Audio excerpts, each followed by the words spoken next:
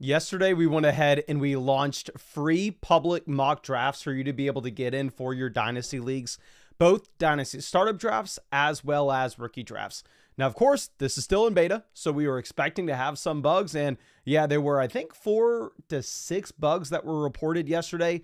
3 of the big ones got fixed. So here we are to run this back. The dev team has been just working their butts off over the past 24 hours or so, making sure that these are, we're really over the past few months, making sure that these are ready for you, but they've been working literally 24 hours a day as of late.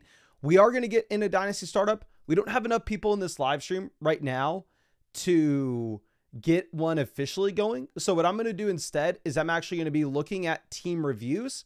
Then we're going to move over and we are going to get the Dynasty Startup mock drafts going. And this is actually a really good question. Judd says, how do I send a bug report for the mock drafts on the site? So again, these are completely free for y'all on the site. I really encourage you to hop in them, maybe expect that you have a bug or two. And if you run across anything, please go to the Discord. The Discord link's going to be in the description. I'll make sure it's there.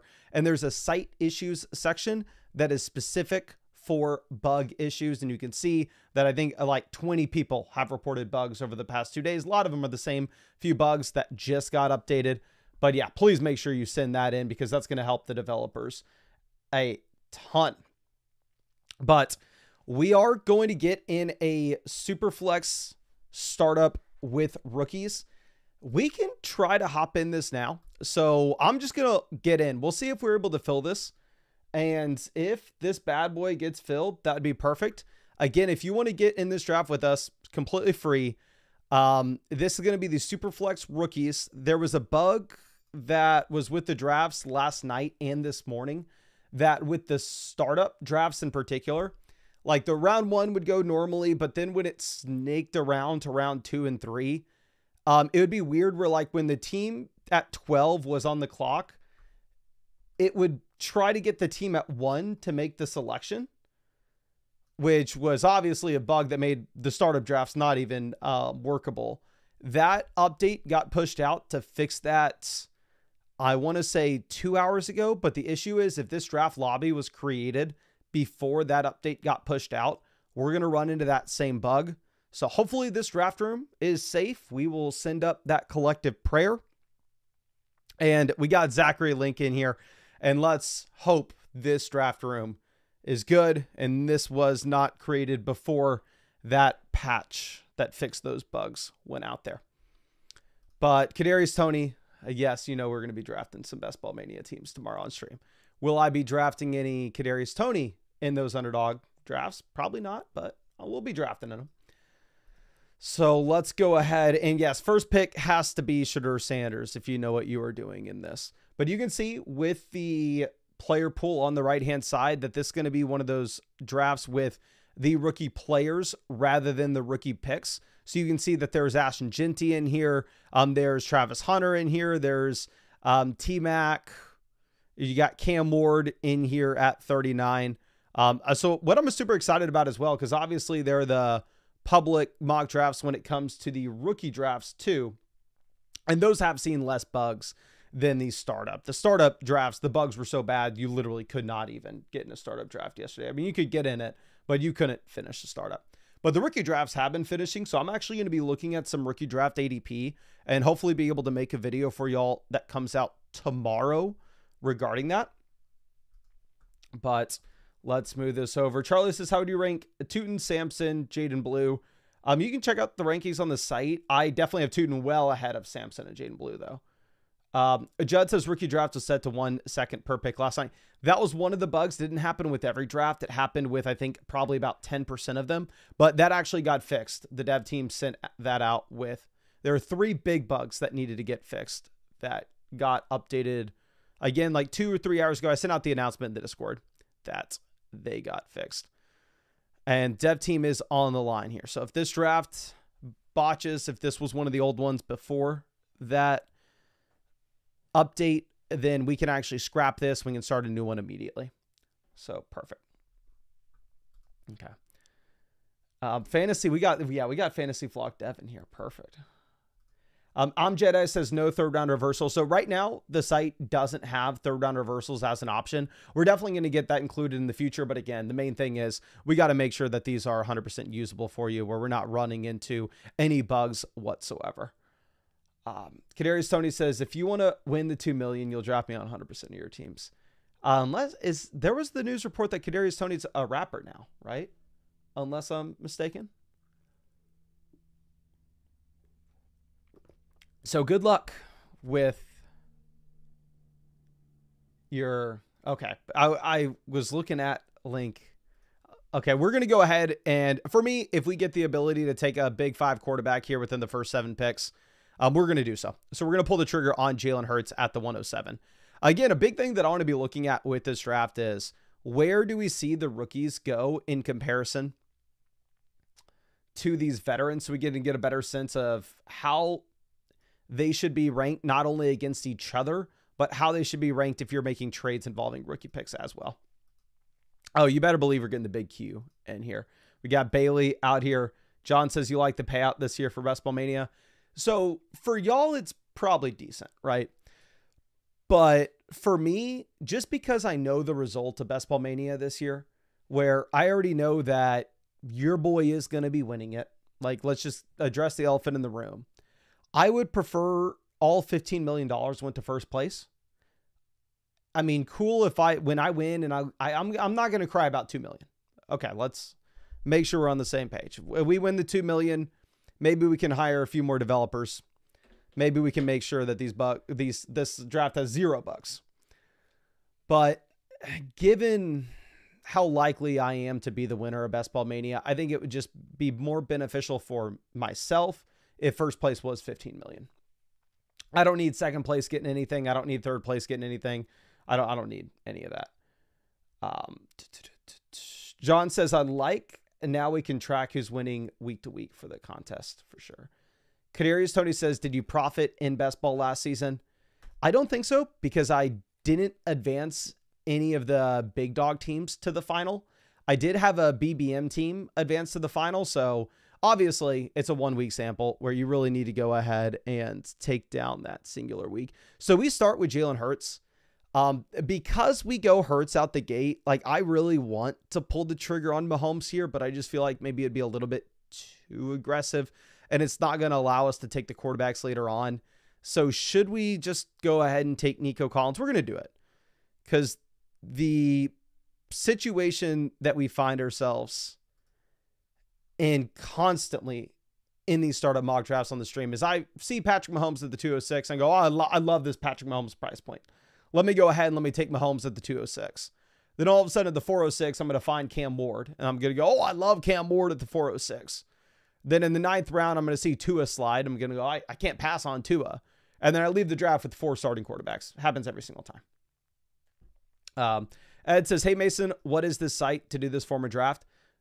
I don't know if you're trolling me on this, but this is flockfantasy.com, my friend. We dropped these public mock draft lobbies last night, and you can tell this draft is running smoothly. Smooth as butter, baby. The dev team is absolutely cooking here. So we're going to be able to get this entire startup draft going. I appreciate y'all sticking with me. Again, if you want to ever join a free mock draft, head over to flockfantasy.com. Just hit the mock drafts tab. You can hop in a rookie 1 quarterback, rookie super flex. You can get in a dynasty startup with either rookies or rookie picks. You can start your own private draft. You can get in a draft with bots. But regardless, we're cooking with gas. We got it. Okay. Steven says, what is your underdog schedule going to look like when you get started? I am going to start streaming tomorrow, and I'm going to stream every weekday. So the girlfriend is working on Happy Gilmore 2 at the moment. She literally works 13 hours a day. So the only time I ever get to see her is on the weekends. So at least over the next month, I'm probably not going to stream on the weekends. But Monday through Friday, I'll be streaming every single day. I'm going to try to get y'all an exact time. I'm on the West Coast right now, so if I stream at 5 p.m. my time, it'll be 8 p.m. Eastern. So I'll probably try doing that. But Cheeky Hobson, happy to see you as always. Says, hey, Mason, love all the content from the creators the last 2 days. You guys are saving my rookie drafts. Hope you're crushing it, my friend. Yes, this is super flex, of course. This is super flex. We got everybody back in here. Seems like we got the underdog fantasy crew in a dynasty stream tonight, which is funny. But Drake May makes it all the way down to the 211. In a lot of these drafts, you will see Drake May actually go with the 1-2 turn. So starting off your draft with Jaden Daniels, Drake May, I do think that has to be super exciting for you. But Charlie says, were they super bugged the first day you had to delay launch? Yeah, so they were, obviously the dev team's been working on this for months, getting it ready for y'all. So we wanted to launch on Thursday. It was a little bit too buggy, so we launched on Saturday. I believe so. Did we launch Friday night or Saturday? We had a little launch Friday night or Saturday night. And of course, the first day had a bunch of bugs. And you're still going to experience some bugs when you're in these drafts. It is not, it's not underdog fantasy. I'll tell you that much. But they're working 24/7. They're working their butts off again, getting this done for y'all. So of course, shout out to the devs. No third round reversal in this startup. Again, in future drafts we can do on the site, we can definitely set up third round reversal as an option. The main thing was just making sure that we can get these drafts working before we focus in on that. But let's move this over. Angel says, in a 14-team Dynasty IDP league, drafting 51 rounds now, any way we can get that on the site? Only if it's salary cap, my friend. Only if it's salary cap. Okay. Let's move this down. Team at 3 wide receivers out the gate. Well, I think my favorite start and the most interesting starts that team at 2 where they go Daniels, May, and McBride. So where we are, we could be looking at the wide receivers in a range of like JSN, Marvin Harrison, AJ Brown. Or we can be taking a quarterback like Cam Ward, Kyler Murray. I think Trevor Lawrence is going to be a big time riser as well here, considering the fact that you get Travis Hunter going over to the Jacksonville Jaguars. Scrolling down a bit, looking at the quarterbacks that we may have access to in rounds 5 and 6, as opposed to the wide receivers in that range, it may be a spot in which I want to just go ahead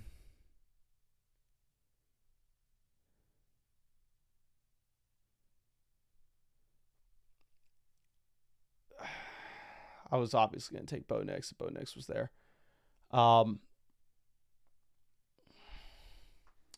JSN off. I'm going to go Hampton. I think Hampton's a very easy pick. If you're looking at Hampton, expected hit rate is just going to be so damn high for a running back that is a 3-down workhorse that has the receiving skill set to go along with it.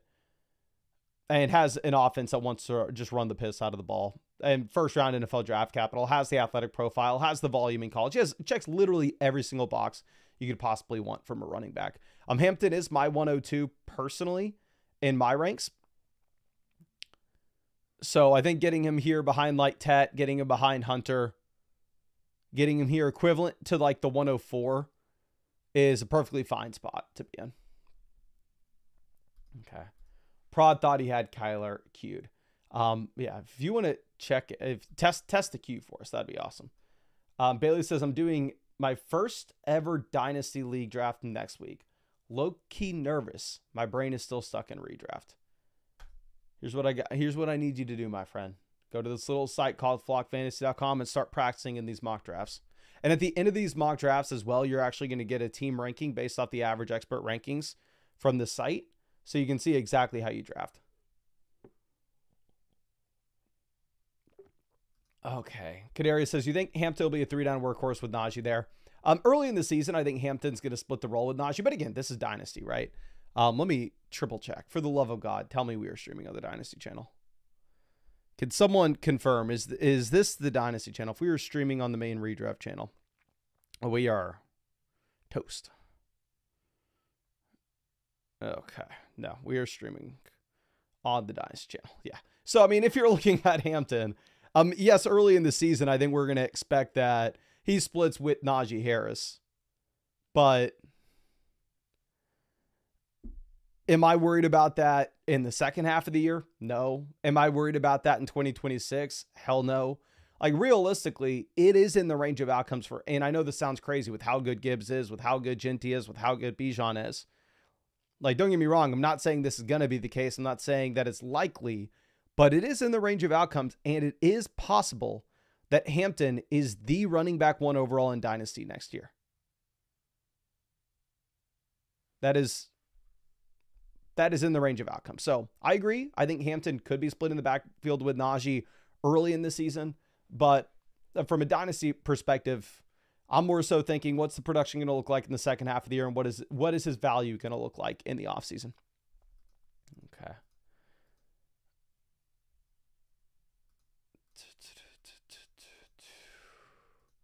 Cheeky ops, and trust me, I wish he was not working 13 hours a day. I'll tell you that much. Matt asking if you should be trading the 110 for James Cook. I mean, just realistically going through and looking at the player you're going to have access to at the 110, you're going to be looking at one of the tight ends like Loveland or Tyler Warren or Matthew Golden or Igbuka. So if you're a contender and you need running back help, yeah, I'll just go ahead and I would just take James Cook. I know people are going to absolutely hate this, but I want to have some fun here. I'm going to take TreVeyon Henderson. I'm going to go Henderson at the 406, pair him up with Hampton, and we're going to see what we can do in this draft. Like, I think I can make an argument to have Henderson. I'm not going to have Henderson ahead of Bucky in my rankings right now, but I think you could make that argument. Okay.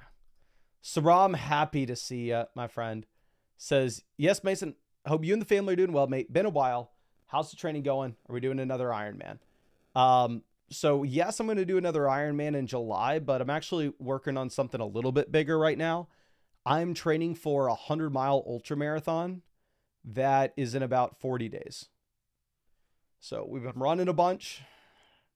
I did a 50-mile ultra marathon last November, and I did very well. It's my first time ever running, obviously, that far. It was pretty damn fast. I got third in the race.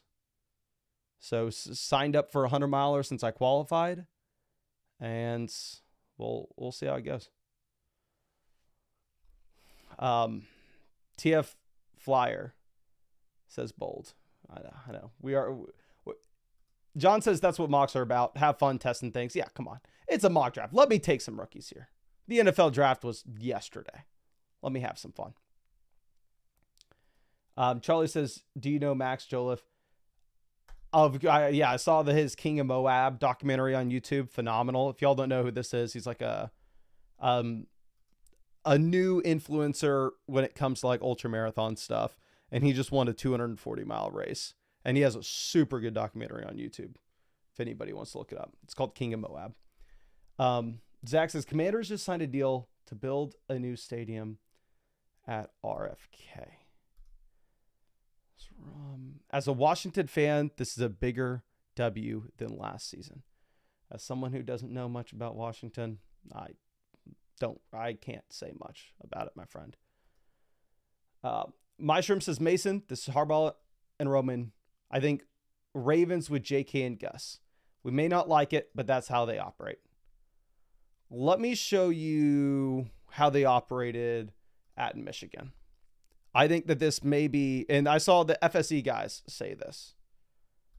So let's go ahead and let's pull up the last time this coaching staff had a running back that was worth featuring. And that was a running back in college in Blake Corum who scored 27 rushing touchdowns and 28 total touchdowns. I'm not concerned about this coaching staff wanting to split the backfield, and they have a tendency to, this is how they used J.K. Dobbins and Gus Edwards. This is how his brother did it. Frankly, I don't care. I think that we're just going to go ahead and expect that the running back that got round one NFL draft capital is a bell cow by year two. Okay. Thomas says, do you think this is a good trade? This is Kyron Williams in the 203 for the 103. So Kyron Williams in the 203 is like Kyron Williams and Luther Burden, or Kyron Williams and I don't know. Let's just take a little peek at the rankings. Kyron Williamson, like Jaden Higgins versus the 103's Travis Hunter, Tet McMillan. I would rather have the 103. I'd rather have the blue chip. Okay. Jonathan Taylor off the board. Dak Prescott goes in the 5th. I think I probably need to move Rome down the ranks. Like at this point, there's no way. And obviously, I'm going to go ahead and I'm going to continue to update the rankings every single day and tweak them over and over again. But there's no world in which I would ever take like Rome Odunze over JJ McCarthy or Bryce Young. I'd rather have Chase Brown as well. I'd rather have Kyron Williams as well with them winning the NFL draft. So maybe after this, we can go ahead and we can update our rankings on the site.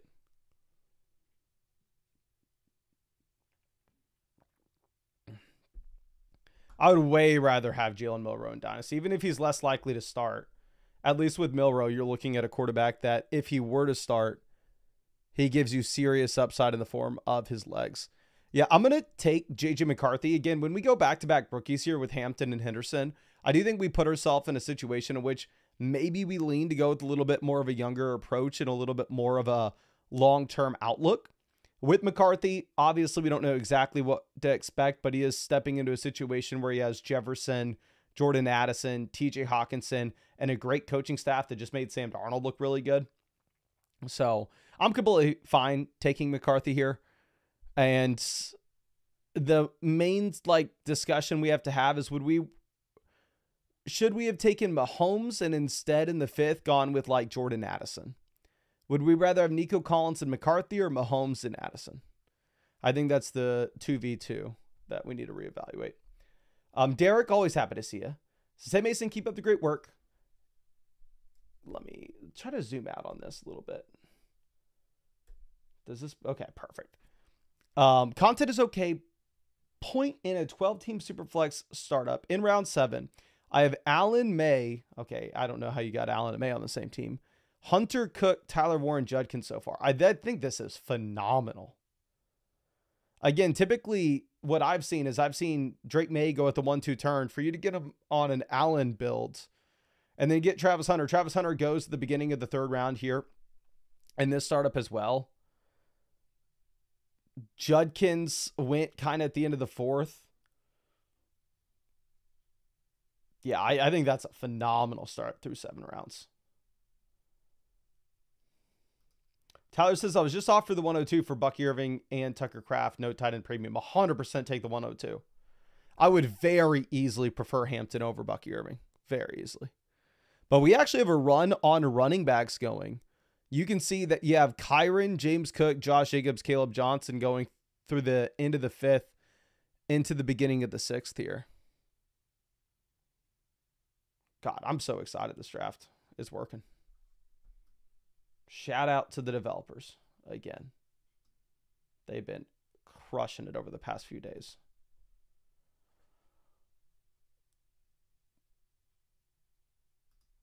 Okay. I think Charlie has to be joking. I think he has to be. Okay.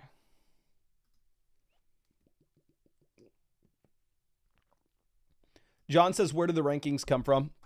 So you can go ahead and you can actually sort the rankings on the right-hand side by whatever analyst rankings that you want to look at.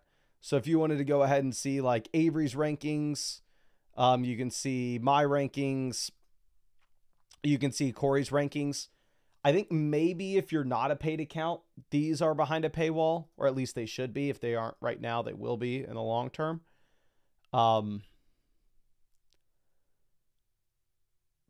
But yeah, and then okay, Devonta Smith goes. Smith was kind of going to be the guy I'm looking at. Rome would have been the easy pick, but now obviously you have to reevaluate just given the fact that you have Luther Burden and a top 10 drafted tight end going over to Chicago. Rome had the poor rookie season as well. I'm going to take Rome Odunze still. Like, if you're looking at Rome in comparison to the rookie picks, Like, there should have been about 10 or 11 rookies off the board already. So, I mean, we're really taking Rome here around like the 111 rookie pick wise.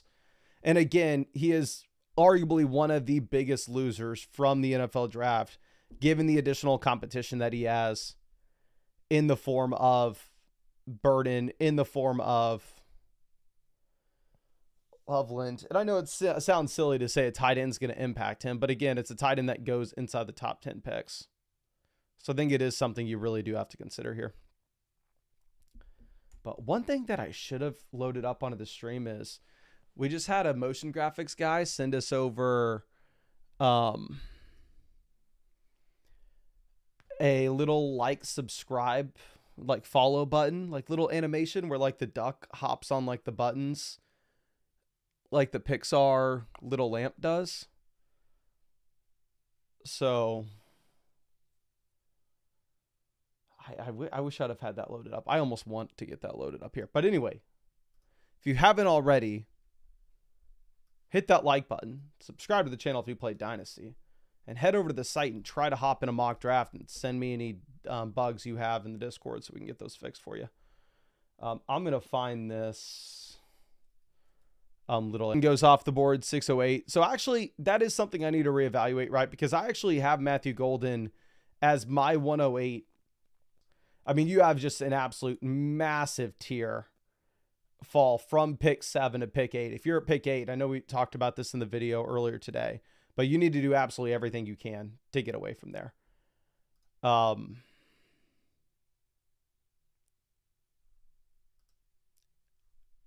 some of these things. So Justin Fields goes off at the 609.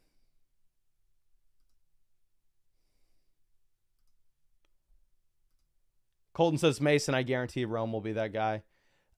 So let me go over to the site real quick. I actually noticed this previously. One thing that we also put on the site, and we're going to continue to upgrade this as well for y'all. My Wi-Fi is bugging. I have way too many tabs open. I'm not going to be able to download this like, subscribe graphic. But can you load? All right, we're going to show Rome's yards per route run from last season. 1.32 yards per route run. Rome was garbage last year. I mean, he played 85% of the snaps, and the production wasn't there, not because he wasn't on the field, but it's because he couldn't get the job done when he was on the field. So, I don't know. I'm not going to sit here and act like Rome is complete dust. I do take him here at wide receiver 23. But I think I need to at least be honest with ourselves and say, it's a new coaching staff. They weren't there when they drafted him. They kind of give us some indication of what they think of their current weapons by taking a wide receiver inside the top 40 picks and taking a tight end inside the top 10 picks. And Rome was objectively bad his rookie season. Not to say he can't get better in year 2, but he was bad. Okay. The Naked Duck says, hey, Mason, Olave or the 108, which would likely be Igbuka. You can see in this draft that Igbuka and Olave went back-to-back, so I think a lot of it comes down to your personal preference. Again, Olave is going to be a lot more likely to actually help you win right now, as opposed to Igbuka is going to be that long-term, or even Matthew Golden. It's going to be that long-term option. The issue is the Saints offense is going to be so damn bad. Kadarius Toney says JSN was also bad his rookie year. But yeah, you can say N'Keal Harry was also bad his rookie season. We can look at 1,000 different wide receiver busts that were bad their rookie years. And we can look at a couple guys that were bad their rookie seasons and then ended up breaking out in year 2. So again, we can't say, oh, he was bad, so he is 100% going to be guaranteed to still be bad, but we can't say, oh, he was bad, but he's 100% guaranteed to get better. Like, I don't know. And again, I'm the one who took Rome at the 606. I'm not trying to sit here and tell you that you shouldn't be drafting him. I just don't know. So we have Kittle, Warren off 703, 704. We get Loveland off 705 as well. Yeah, I personally prefer Loveland over Warren. I think I'd rather have Loveland over. It depends on the build. I think there are a lot of builds I'd rather have Loveland over Kittle. Matt says, just got Golden at the 204 in a draft pairing up with Love. Yeah, for me, I mean, I hate the Golden profile, but he finds himself a really good situation where he can make an impact day one with a good quarterback. So I think, to be objective about it, it's a pretty damn good price to pay. So Terry McLaurin off the board, wide receiver 30. Do I want Dart or do we want RJ Harvey? On this build where maybe we go a little bit younger, right? I mean, we have Hampton, Henderson, McCarthy, Rome, all young options. I think we go ahead and take Jackson Dart. If I was a contending build, I think I could get talked into taking RJ Harvey here instead. Harvey obviously is a lot more likely to actually move the needle and make a difference for you in year one. DK Metcalf, Tyreek Hill immediately after. DK Metcalf, again, has had one fantasy relevant, like, I don't want to say relevant. That's maybe a poor choice of words. He's had one impactful season when it comes to fantasy football through his NFL career. And now he finds himself in an offense with Mason Rudolph at quarterback. Like, and he's 28. I am not super excited about the prospects of DK Metcalf. So, I know the name's there. You have the name brand appeal.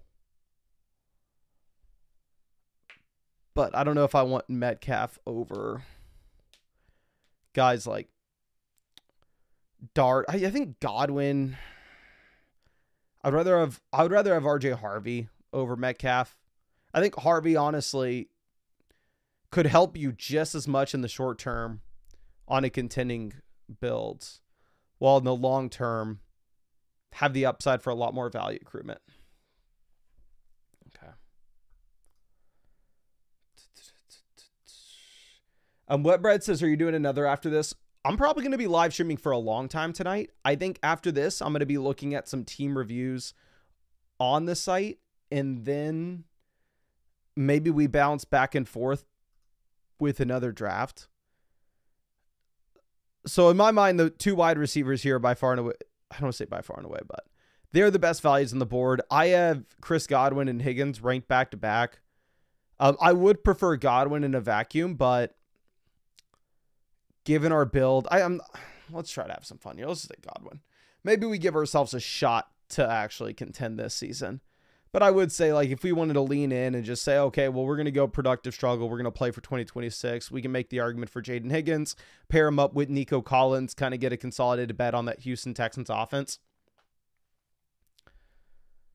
Kadarius Sony says, Mason, what time will we be doing your every week streams for best ball? I think we're going to be trying to stream every day at 5 p.m. on the West Coast, 8 p.m. Eastern. Okay. Higgins goes immediately after. So, let me see the sauce out here. Jacob says, need more for a one quarterback rookie draft. Hop in, people. Let me see. How many spots do you have in a one quarterback rookie draft? You need a decent amount more, but let's see if we can get this filled this live stream. If anybody wants to hop into a one quarterback rookie draft with Jacob, go over to the site, one quarterback rookie draft. There are 9 spots in.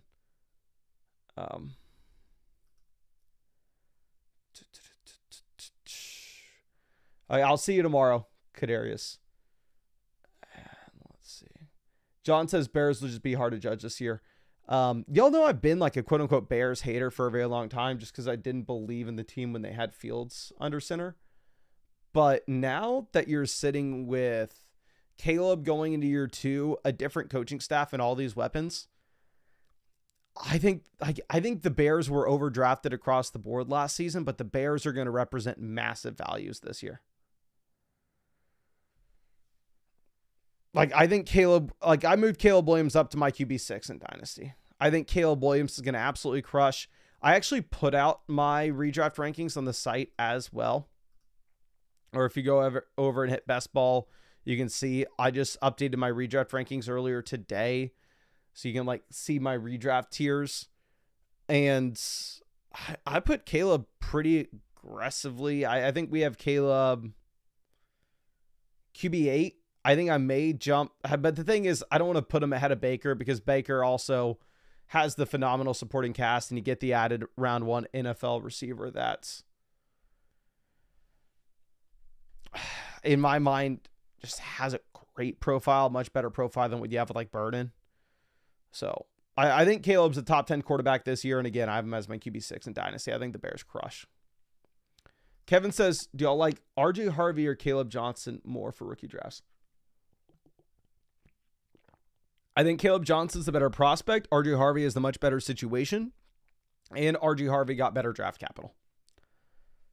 So Harvey is less competition for touches in a better offense.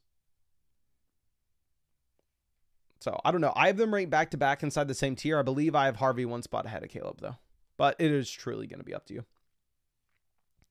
Okay. Pickens off the board, wide receiver 39.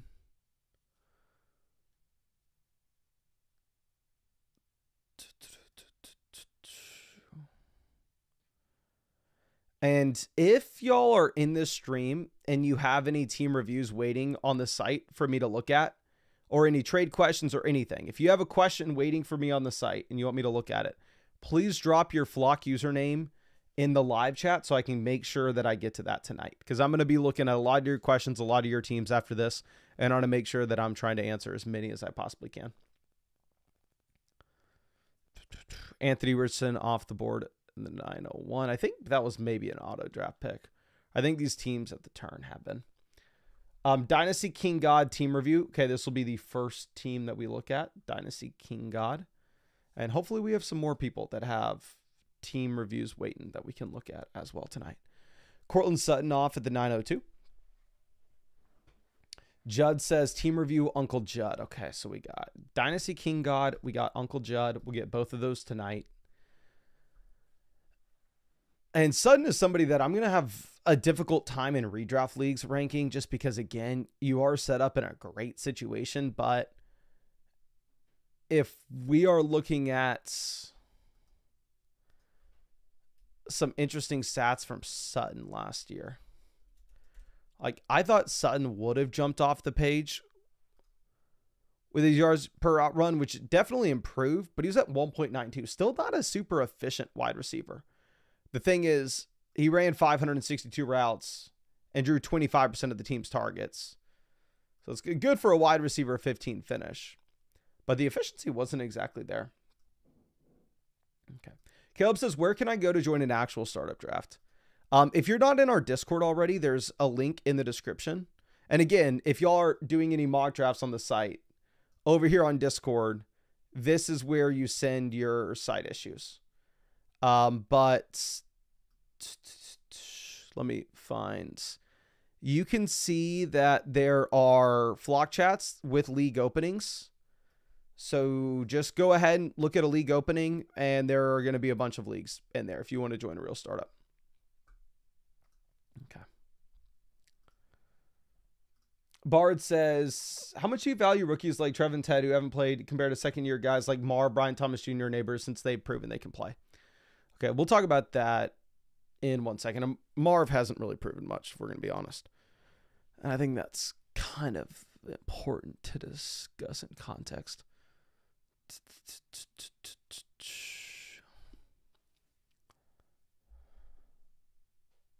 I'm going to take Shakir here. I think Shakir gives us the ability to potentially contend now, and at the same time, it's not like he's Mike Evans level old, where if we did decide to pivot over to a rebuild, we just absolutely have to sell him.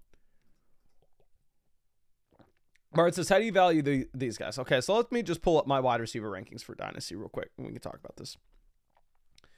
So one thing that I will do is I will look at the Brian Thomas prospect profile. I will look at the Malik Neighbors prospect profile.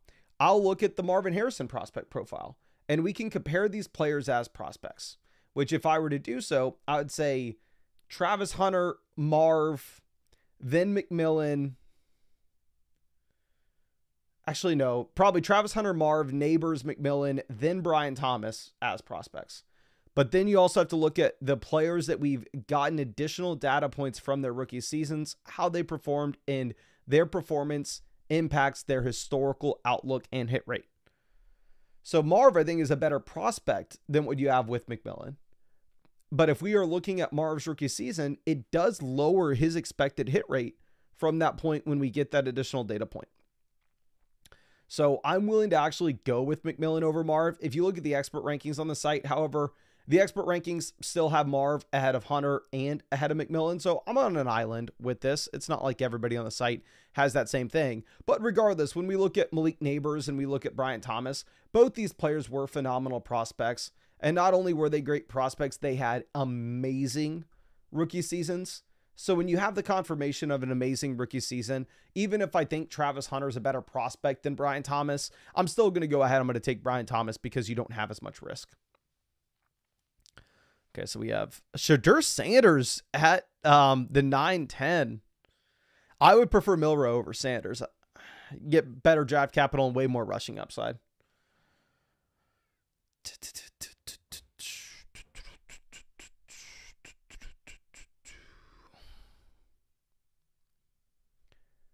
Paulie asking where Brian Thomas Jr. was. I don't know if I was slid over too far, but Brian Thomas is at the 201 in this draft. The sauce says Bucky at the 405s. Interesting.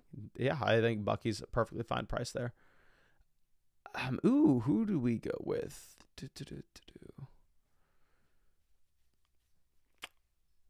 I may take Kyle Williams. Again, I don't know if I'm just getting suckered into these rookies because the NFL draft was 2 days ago. But Williams, okay prospect profile, definitely not great by any stretch of the imagination.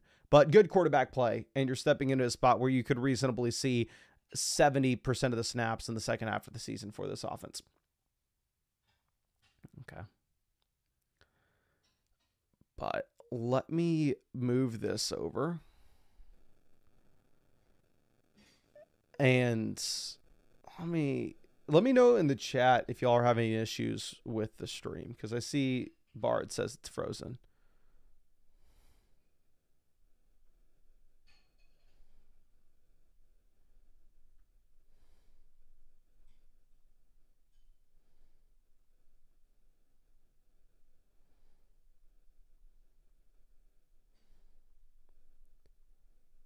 Okay, I'm turning the Wi-Fi off on my phone.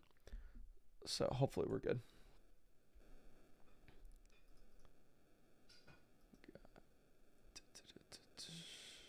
Jacob says, got pretty lucky last year in a startup with Amon-Ra and Brian Thomas Jr. Yeah, I feel like Brian Thomas Jr. was a difficult eval because if you go ahead and if you look at his prospect profile on the site, we can go ahead and look at the prospects page. Let's sort this by wide receiver. A lot of these stats that Brian Thomas Jr. had, like if say you're looking at his career yards per reception, career targets per route run, they weren't great. 1.95 career yards per route run. 18% of his routes led to targets in college. But you had to contextualize this because he played with Malik Neighbors. So obviously the production numbers are going to look very poor when you have that level of competition.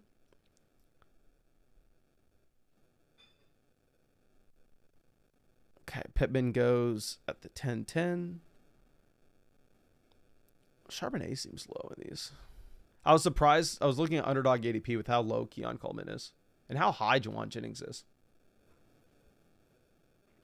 It looked like the best ball people were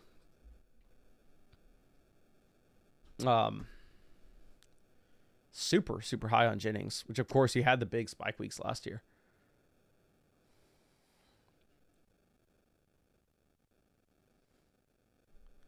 Aim for Style says, own Brian Thomas Jr., but Hunter's available at the 107. Feel like an idiot if I pass him up. Please. I heard the FSC guys make this point earlier. And they were saying in 2021, should you have passed on Jamar Chase if you had T. Higgins on your team? Of course not. So if you're at pick 2, if you're at pick 3, and you could take Hampton, you could take McMillan. If you're at even 4 and you need a quarterback and you want to take Cam Ward, I'm not going to scream at you. I'm not going to fault you if you don't want to take Travis Hunter. But if you're at the 107, there is no scenario in which you can pass on Hunter. I don't care if you have Travis Etienne. I don't care if you have Bigsby, Toot, and Brian Thomas, Trevor Lawrence. You take Travis Hunter, you go on NFL.com, and you buy yourself some Jags merch. Like, you 100% have to take the value there. Okay. So, where are we at? We have Hurts, McCarthy, Dart, quarterback. Running back, we have Hampton, Henderson. Wide receiver, we have Nico, Rome, Godwin, Shakir, and Kyle Williams. So very much a unique team. Like if I was going to look at this team and try to map out a plan for this next season, it'd be like, oh yeah, I think you kind of have to sit here and reevaluate when you get to week 5. Are you 1-4 and all of a sudden need to pivot over to a rebuild? And then at that point, maybe look to sell somebody like Chris Godwin. Or are you 4-1 and then all of a sudden it makes sense for you to go and trade your 2026 first for an additional running back. So I think we're kind of the middle road. We have the flexibility where we're just kind of going to have to wait for this team to see how it performs early in the year to determine if we should try to contend or rebuild. Cody says, in an IDP league, does Hunter go at the 101? I think you make an argument for it. I mean, I know Sleeper's already made the announcement that in IDP leagues, Travis Hunter is going to have eligibility to play DB and wide receiver. However, Henry was in the live chat 2 nights ago, or maybe last night, saying on MFL, his commissioner has it set up in a way that instead, Hunter only has wide receiver eligibility, and you're not going to be able to put him at DB, and he doesn't even get DB points. Which in that case, obviously, there's no reason to take him at pick 1. But if you could play him at DB and get wide receiver points, I think you can make an argument to put Hunter at 1. But that's like 1% of leagues, right? Again, I have Travis Hunter, I believe, ranked at the 103. And if you wanted to push him down to the 105, I'm not going to argue against it. Okay, Jennings goes again. We discussed this previously, but I was surprised to see where the best ball people are at on Jennings. They are absolutely all the way in. I wouldn't be interested in the... We don't have a tight end here. Yeah, I'm still fine punting the position. Ridley goes... I think I'd prefer Charbonnet or Myers. Kind of be up to you. We're just going to go ahead and take Charbonnet at the 1107. But I really do need to start reviewing teams. Again, a lot of people have rookie drafts right now. So I need to get through as many of these as I possibly can. So I'm going to go ahead, look at these teams from Uncle Judd. I'm going to look at this team for Dynasty King God. And please let me know in the chat if you have a team review waiting, please, or any question, and you're here, let me know and I will look at it tonight. You will get your review tonight. Okay. So let's go ahead and let's dive into this for Dynasty King God. Let me hook you up with a couple free trade questions. My friend, again, thank you for being with us. I hope you're still in the chat. That way you can give me some insight and give me some questions that you have with your league. But this is Superflex 3 wide receiver league. We lost in the finals and need revenge. His team's loaded. I need running backs and wide receivers in this draft, but help me out. So we are Glizzy Grubbinator. Pretty damn funny, not gonna lie. And yeah, so we are the #1 team in the league analyzer. We lost to the #2 team in the league analyzer last season. It looks like it's a very interesting dynamic where there are still some teams here in the middle that have a shot at something, and then obviously the bottom 5 teams that are all just kind of by themselves at the bottom. But we should have the best team. It's going to be a regular 12-team start 10 PPR Superflex format where it looks like we have studs at the very top. However, we don't have a ton of depth beneath this. So when we're looking at quarterback, we're sitting with Josh Allen, CJ Stroud. Great spot to be in, right? I mean, the big reason why we are the #1 team in the league analyzer is just because the value that Josh Allen does indeed give you. Of course, we can take a third quarterback. Are we going to go ahead and are we going to reach on that QB? Not necessarily, because it's not a super high priority, and we could always go out there and we could always trade for a Joe Flacco level quarterback during the season if something happens where Stroud's going to miss a month, right? So it's not something that we need to be too concerned with. Now, we are sitting with the 106. We are sitting with the 104. This is right in the range of what we should expect with potentially Cam Ward, which I don't think we go in that direction. We'll talk about it in a second. But going over to running back, we're sitting with Achane, Aaron Jones, and then nothing else. And this is why I think with a lot of these rookie picks, we may actually have to be going ahead and we may actually have to take some of these skill positional options, because it's a start 10 format. And if we're looking at the combined running backs and wide receivers that we can rely on here, wide receiver, we have Nico, Olave, Pickens. And I don't really want to start Downs. I don't really want to start Tolbert if we don't have to. So say we have 3 wide receivers that are startable, and I'm not even super excited to start Pickens on a contender. And then we have the elite tight end with Bowers. I mean, this is a team that the tight end quarterback position is carrying hard. Now, what I hate to see with this team is, while we have 5 first-round rookie picks, which is absolutely perfect, if out of these 5 first-round rookie picks, we take 3 difference-making skill positional players where we are able to go through and we're able to just solve our running back depth, solve our wide receiver depth, go into the season with the elite names at the very top, and then have that young, exciting upside for the second half of the year, because this is going to be a playoff team, that's great. Now, the issue is when we're looking at the tiers this year, you can even see it when you're sorting by expert. I mean, if you sort by my rankings, I have the tiers labeled as well.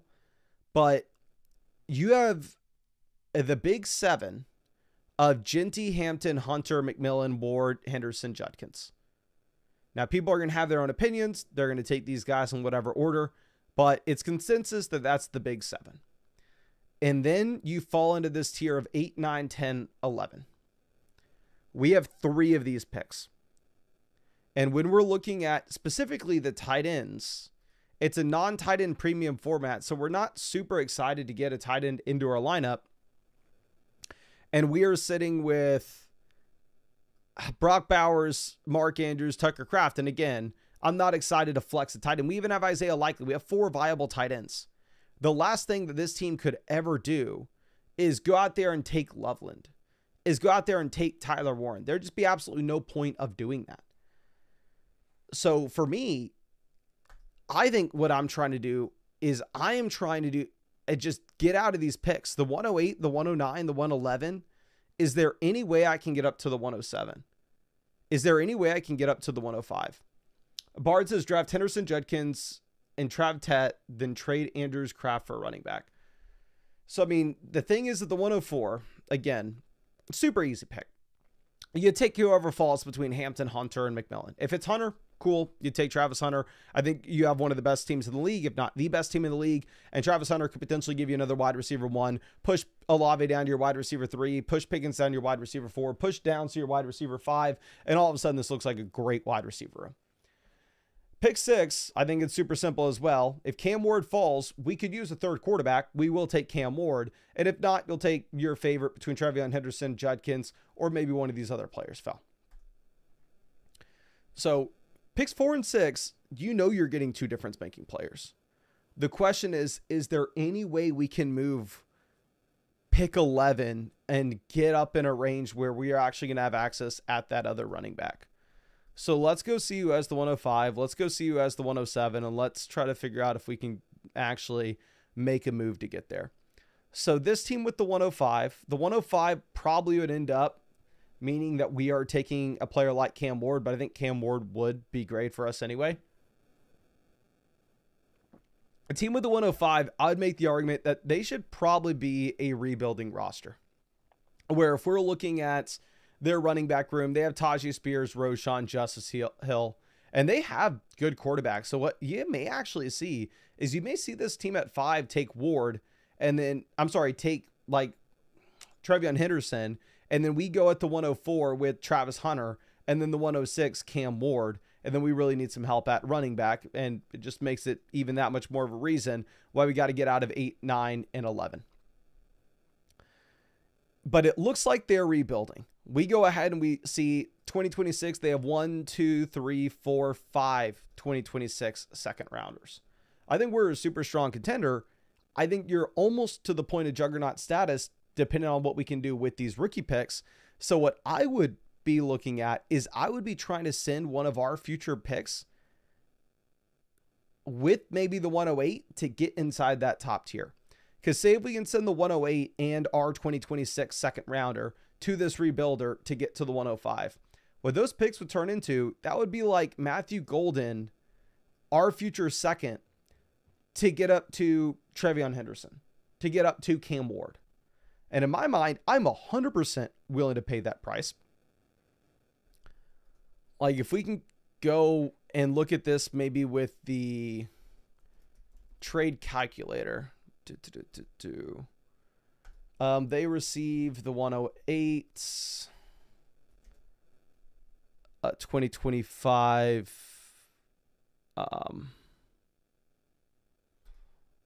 We'll just, actually, I'm sorry. This is a 2026. I'm being stupid. 2026 seconds.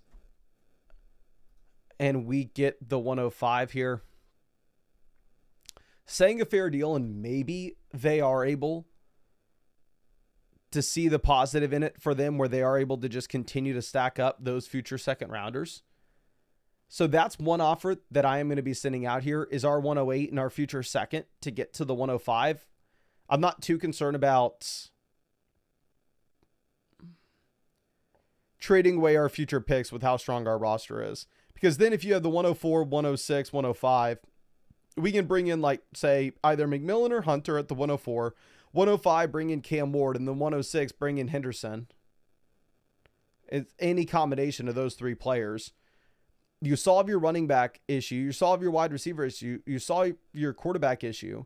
We're still sitting with the 109 and the 111. One thing that we could potentially look to do is see if we could trade two of these picks to try to move up again.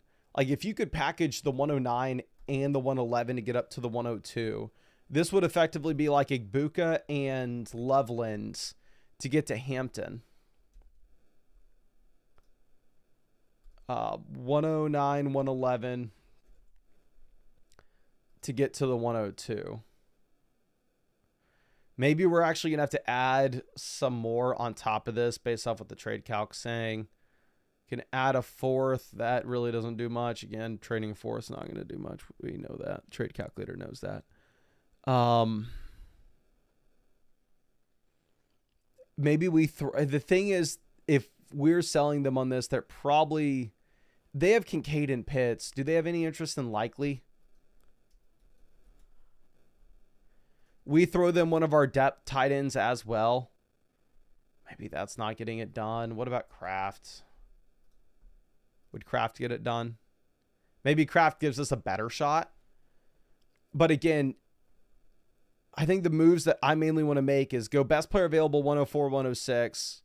If we can package like 109, 111, a depth tight end to get to the 102. Send our 108 future second to get to the 105.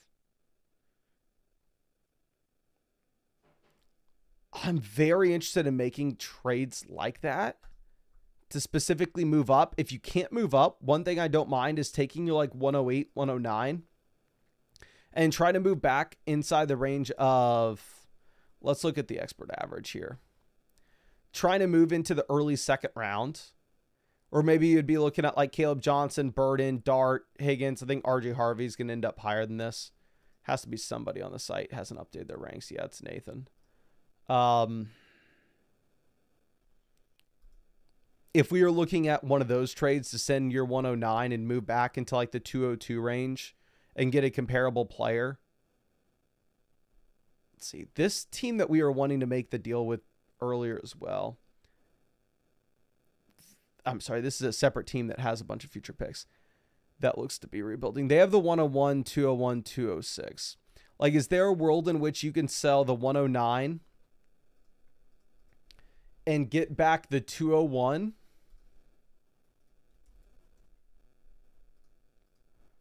and the 206 as well, and then throw him your 4th.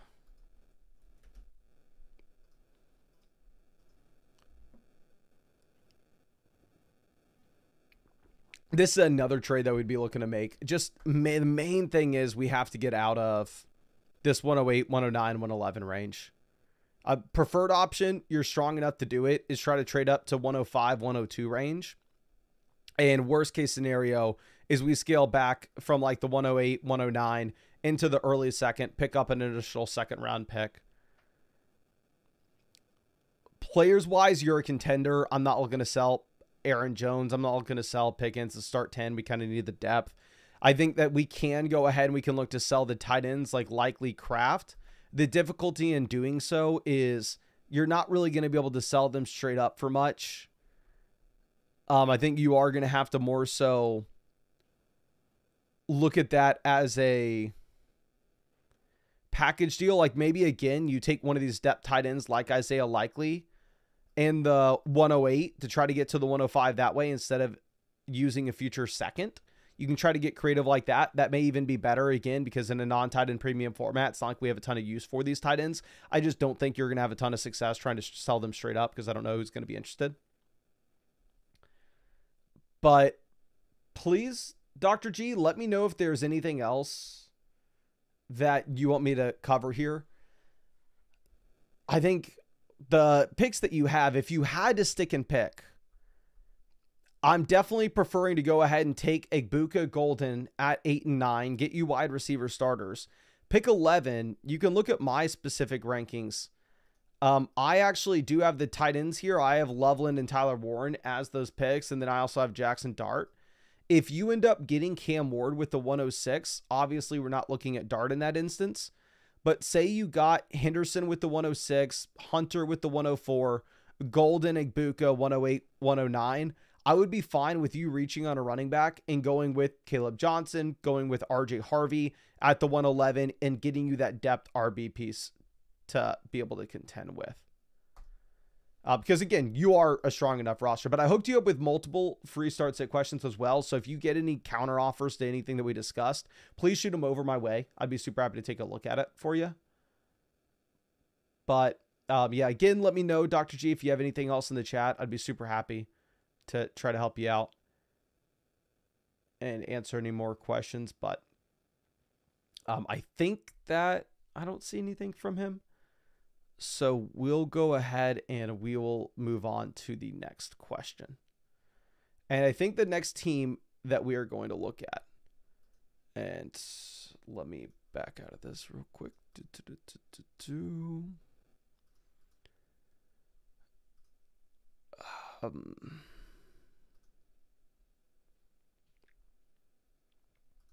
I think we are looking at... Oh, perfect. Dr. G says, appreciate it. Thank you. Nothing I can think of right now. No, thank you again for being a member of the flock, my friend. I do hope I was able to help you out in some way. But I know we had somebody else say that they had their team here. Who was it? Okay, Judd. Judd, let me know if you're still here. We'll go ahead and check out your squad as well. This is a very interesting spot to be in, because this league has a straight up juggernaut, and then we have the tier 2 of teams, which we are in. But let me know if you're here. Perfect. Let's dive into this. Let me hook you up with a couple free trade questions as well. My guy, again, thank you so much for sticking with me for so long. But hey, Mason, been building up 2027 picks, 2 late first, 2 seconds, and a third. We'll use the 103 for Hampton if he slips. If not, we trade back to 5 or 6 for Henderson. Maybe trade up my thirds for an early second.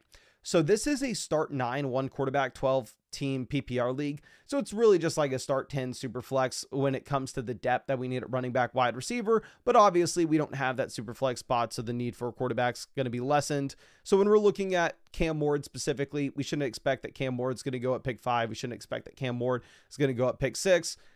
He's not going to be able to push down some of those later options for us.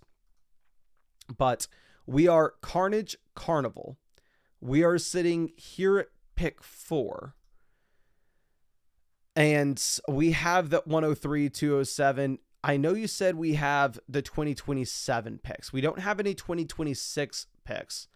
So it's nice that we have the future value that we are going to be able to replace some of these aging out pieces, say like Josh Jacobs in 2026 and 2027, Mark Andrews, Calvin Ridley, where it's not like we're completely toast in the future. But again, we don't have our own 2026 first. So we are highly incentivized to go ahead and try to contend right now. And when we're looking at quarterback, we're going to be able to survive, right? Everybody can survive. It's a 1 QB league. We're sitting with Justin Herbert and Michael Penix.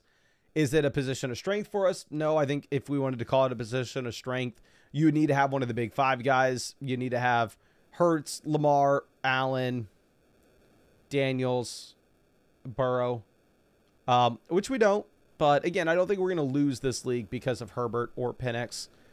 It's just definitely going to be a spot where we need to have a very strong roster elsewhere. Going over to running back, we have a really strong contending piece with Josh Jacobs. Again, we don't have our own 2026 first, so I think you are highly incentivized to build around a player like Jacobs, given the fact that you are going to get more short-term production than what we'd expect with the long-term value there. We have Javonte, who is a winner of the NFL draft. We have Blake Corum, who's a winner of the NFL draft as well. Obviously, we weren't expecting that the Los Angeles Rams going to go out there and take Trevion Henderson in round 1 by any means, but they very easily could have taken another running back in round 3. They could have gone Scatterboo at the end of round 3, and then all of a sudden, Blake Corum loses that backup job. So, looks like all 3 of our running backs, I mean, escaped the NFL draft scot-free. Looking at the rookie picks that we have, I definitely would like to use one of these on a running back, specifically because we are looking to contend this season. And again, we would expect that those running backs are going to be a little bit more productive early on as opposed to what we should expect with the wide receivers, which may just take a little bit longer. So I definitely like the idea of if Hampton makes it to us at 3, we go ahead and we pull the trigger on Hampton. Looking at wide receiver, we are sitting with Chase, London, JSN. So we have 3 cornerstone pieces, 3 guys that are going to be able to help us contend in the short term and build around for the long term, right? So, I mean, even if you had to pivot over to rebuild, it's not like we are selling these guys. Looking at Calvin Ridley, we have another quality contending piece, and this is a start 9 leagues. We need 7 total running back wide receivers where we have Jacobs to start, Chase, London, JSN, Ridley, but we do kind of just need 2 additional starters, whether it's running back or wide receiver, even if running back is going to be a little bit of a higher priority. And I know the Rams did draft a running back, but I mean, again, they didn't take a running back in round 3. They didn't take a running back on day 2, and they didn't take a running back that I'm super worried about. I think all in all, the NFL draft was better for Blake Corum than it was bad. Going over to tight end, we're sitting with Mark Andrews, Kyle Pitts. Again, is this position of strength for us? Probably not, but it's not something that we need to address, right? It's not like we're looking to go through and trade that 207 for David Njoku. We're going to be just fine here. So how I view this is, again, the 103, if you get Hampton, chef's kiss, it would be phenomenal. I would love it. But the reality of the situation is I wouldn't expect that to be likely. I think more likely than not, what we're going to see is Hampton goes at pick 2. At pick 3, you're either choosing between Travis Hunter and McMillan. And if you were to trade back, the latest you can trade back is 6. And honestly, if you're trading back from pick 3 and we're going to go to pick 5, for me, if you're going to get some additional value, I don't necessarily think trading from 3 to 5 to target Henderson, you may not even be guaranteed to get Henderson at 5, right? So I would almost just want to guarantee that we get one of, even if we don't know exactly which one it will be, Hampton, Hunter, McMillan, Henderson, Judkins. And I think you're not going to get a ton of value from moving back from like 3 to 4. Or if you're trying to move back from like 3 to 4 or 3 to 5, the guy at 4 is going to go, hey, I clearly understand that you don't want to be the guy taking the receiver here. You want to take Henderson. So they have no incentive whatsoever to make that trade with you, right? Judd says team at 2 is stacked at running back. May get pretty lucky. Let's go ahead and let's check this out. Team at 2 is Gibbs, Walker, Bucky. So yeah, you're right. Maybe they take a wide receiver. They have Keenan Allen as their wide receiver 4. I mean, if they pull the trigger on wide receiver, your life is easy. But again, I would just say that if you're trading back, to trade back to pick 4, I don't know if the team at the 104 is going to be wanting to give you really anything. I think you're way more likely to be able to, or the team at 5, I think you're way more likely to be able to try to make that pivot over and actually attack that team at 6. As we look at the team at 4, their wide receivers are Devontae Adams, Adonai Mitchell, Jalen Coker, Tank Dell. They have the worst wide receiver room in the league, according to the league analyzer. So they'd be very likely to go Hunter, to go McMillan. So I think at 5, at 6, you're going to be pretty likely anyway to get one of Henderson Judkins. So I think that's the direction that I'd be going with. If we can find who has that pick, is it one of these teams at the top? The 102. Okay, this is the team at the top that has the 106. I mean, if we could move back from the 103 to the 106, pick up the 111, what does that actually look like? The issue is the team at 6 is also going to want a running back. Their running back room's Algier, Brooks, Garindo. Their wide receiver room's Lamb, Bryant, Thomas, Higgins, Rice. But if we were trying to cook up a trade between these, because falling from 3 to 6 is still going to put you in that tier where maybe the guy that you end up is Judkins. If we get 106, 111, we're giving up the 103. Is there a shot this deal gets done? Oh, sorry, I need to refresh this. Okay, they receive the 103. We receive the 106 and the 107.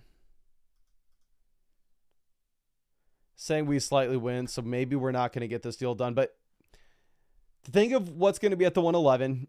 Cam Ward's going to be gone. So you're going to be looking at the range of like Igbuka, Golden, one of the tight ends with Loveland, Warren, RJ Harvey, Caleb Johnson.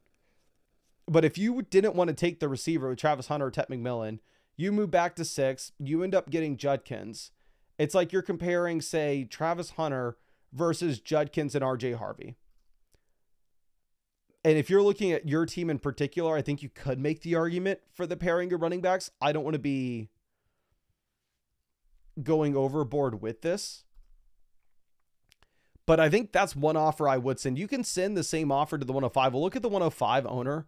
And just in my experience, I think you're going to have a very hard time, or at least I've always had a very hard time trading 1 or 2 picks back. And especially when we're looking at the 105 owner, they're one of these teams at the very bottom when it comes to value. So they're not really going to be able to afford to trade up with you. That may be a difficult part you run into. Like if you're trading back from the 103 to the 105, you could ask for the 205 to get it done. And I would say you're probably not even getting enough value if you do that, right? Like if we go through, I think you're going to be losing this deal when it comes to just straight value. Says fair trade, a little bit more on the left side. But I mean, if you're looking at the 205, Dart won't have gone. Maybe, let me just look at my Dynasty 1 quarterback. Why are we looking at the Superflex in 1 quarterback league? Okay. 105 and oh dear God. I got to refresh this page too. Sorry, I had to sign out earlier. I got a stale page. Let's go Dynasty 1 quarterback, sort by Mason Dodd. Let's hit rookies. Okay, so if we're trading back to the 205, that range is like Kyle Williams, Trey Harris, Tootin Scadaboo. So like, are any of these players moving the needle for you in that drop back? Probably not. And I don't necessarily know if this team could afford to do much else than that. So if you wanted to send that pick back for the 105, I think that's what you'd be looking at. When we're sitting here with like the 3rd and the 2nd, I know you're saying like you love Scat, but the thing is you could probably get, I don't want to say probably, there's a chance you get Scadaboo at the 207, right? So if you went like, say Hunter 103, Scadaboo 207, you can still maybe solve that running back depth issue just a tiny bit. One thing you could also do is approach some of these teams that are at the very bottom when it comes to their value and see if there are any of these rosters that are looking to actually rebuild.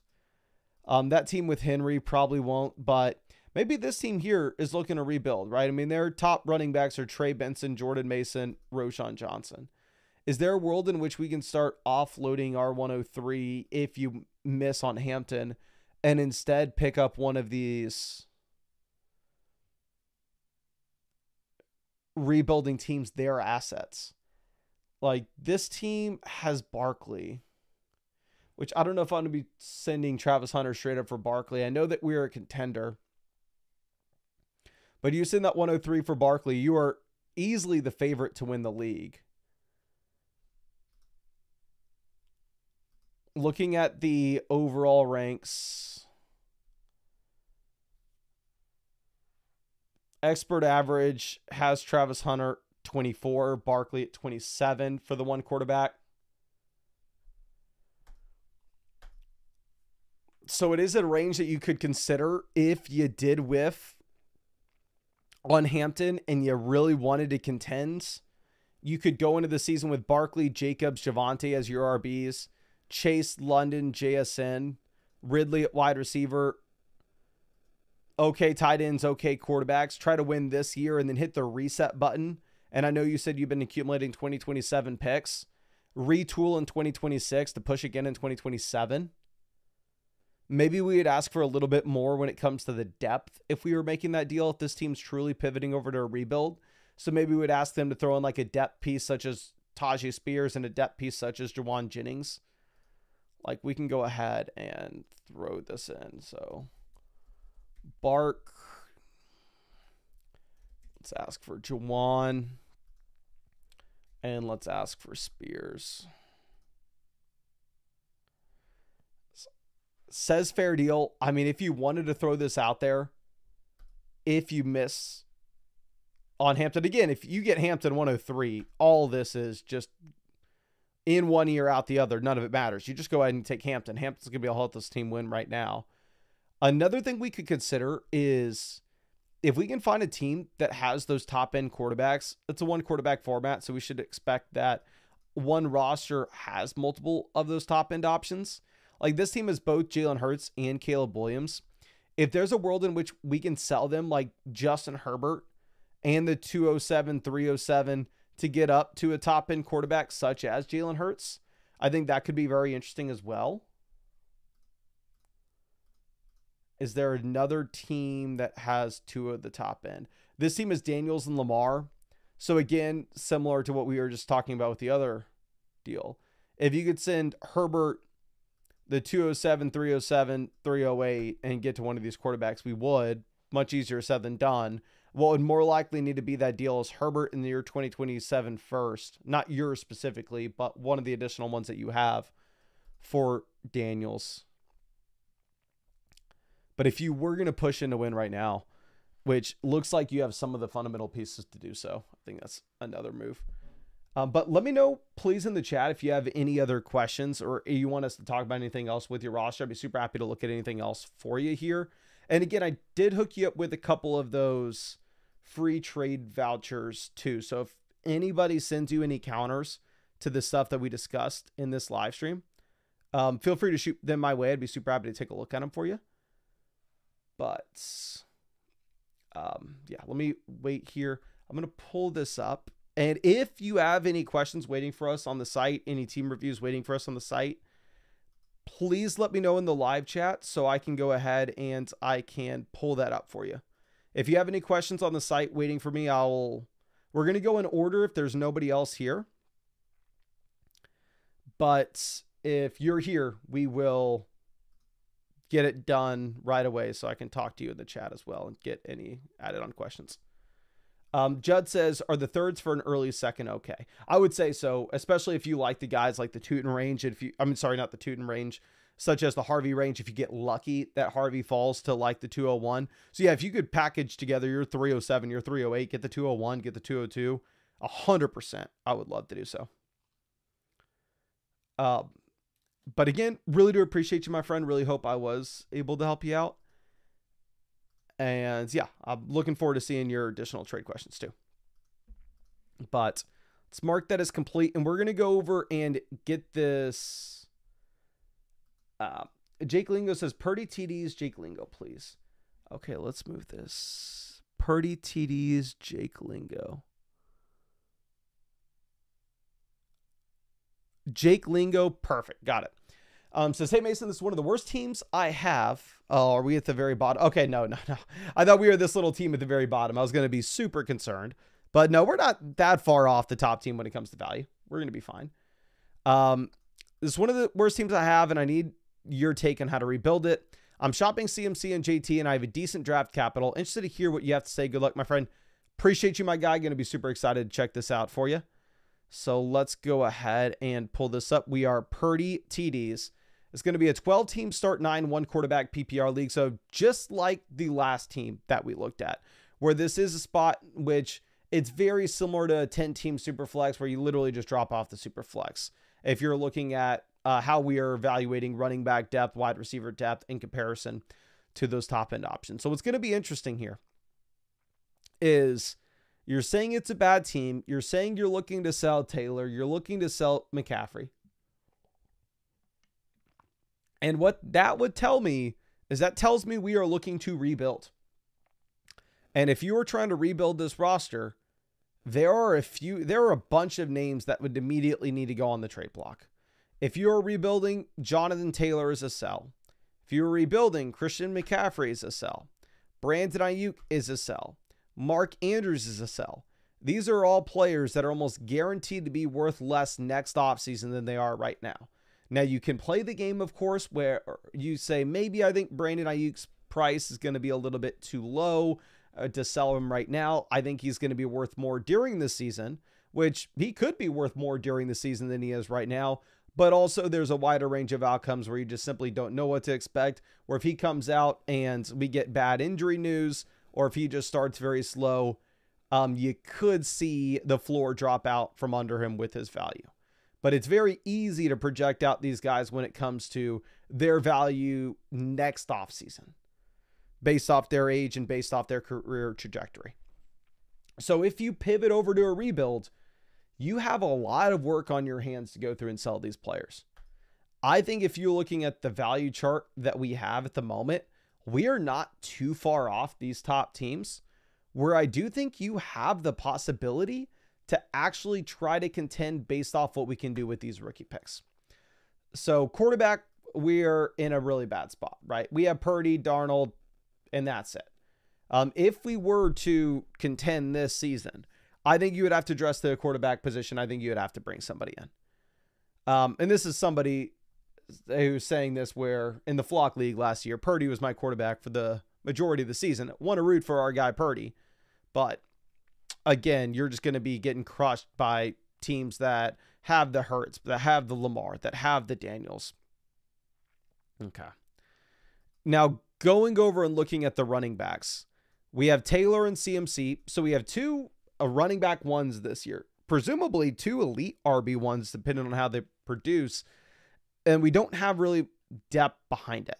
But running back, we should be able to contend with this room. Going over to wide receiver, we have Rice, Ayuk coming off significant injuries.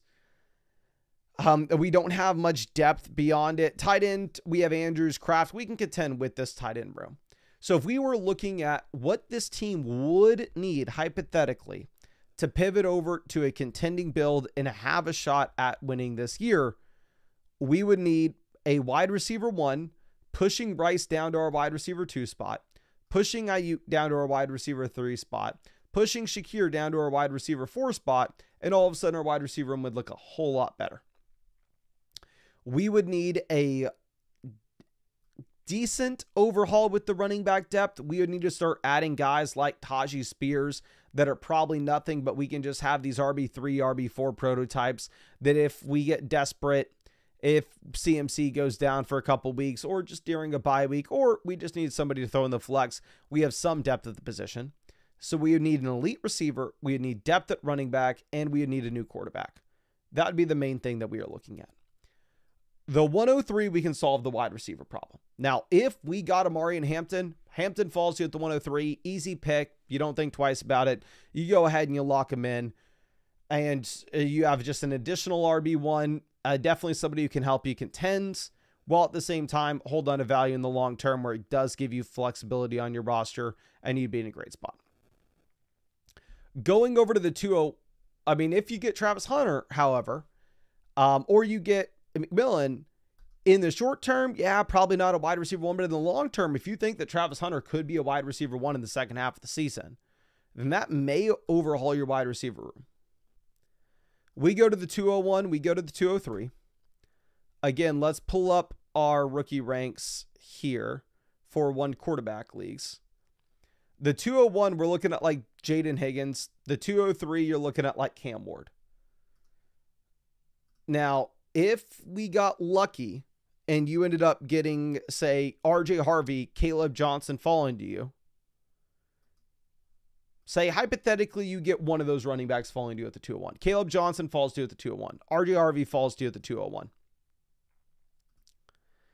You add in a very, very useful RB3 to this roster. And if this draft breaks right, there is a world in which you are contending. So for me, I would not be looking to sell Taylor McCaffrey right this second. I would wait to go into the draft, see if we can hit a few home runs, see if we can get lucky with the strong running back falling to us at the 201, or even when we get to the 210, 211 range, we can take shots on additional running backs. Maybe Tootin falls, maybe Scattaboo falls. When we're here in the third, I guess the 311, the 312, the 401, 411, 412, none of these are going to be difference-making players. Really, the 211, 210 is going to be your last shot. You got 5 shots at grabbing a difference-making option. But I don't think you sell Taylor. I don't think you sell CMC right now. One thing that I would advise, and I just want to make sure that we're on the same page here. Maybe I'm overreading this.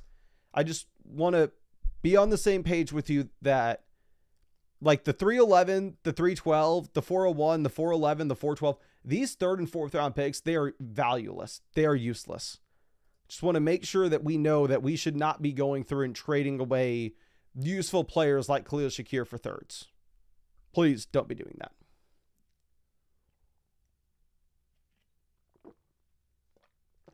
Okay. And let me see if we have Jake saying anything. Jake says he's open to trying to contend. Awesome. So yeah, just to make sure that we're on the same page. Like, I don't know if that's how we acquired these third and fourth round picks, but the expected hit rate on these guys is zip. Nada. Every once in a blue moon, you get Puka Nacua. Never happens. So it sounds like we are on the same page there. Perfect. Okay.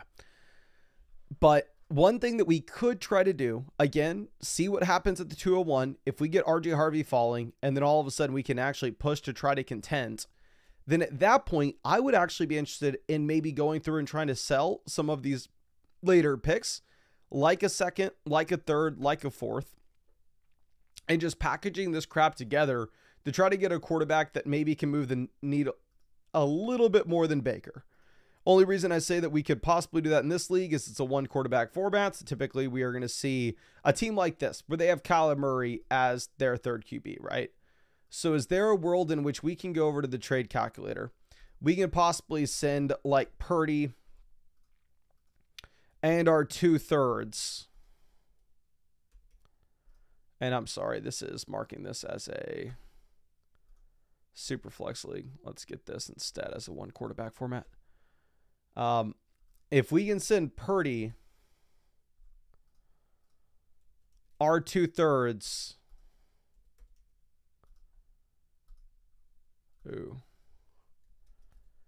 and get back somebody like Kyler. Okay, maybe we're not gonna. Maybe they would not accept this. At least what the calculator's saying. Can we throw in our fourths too? Just throw them these late picks. Tell them they have a shot at maybe hitting on somebody.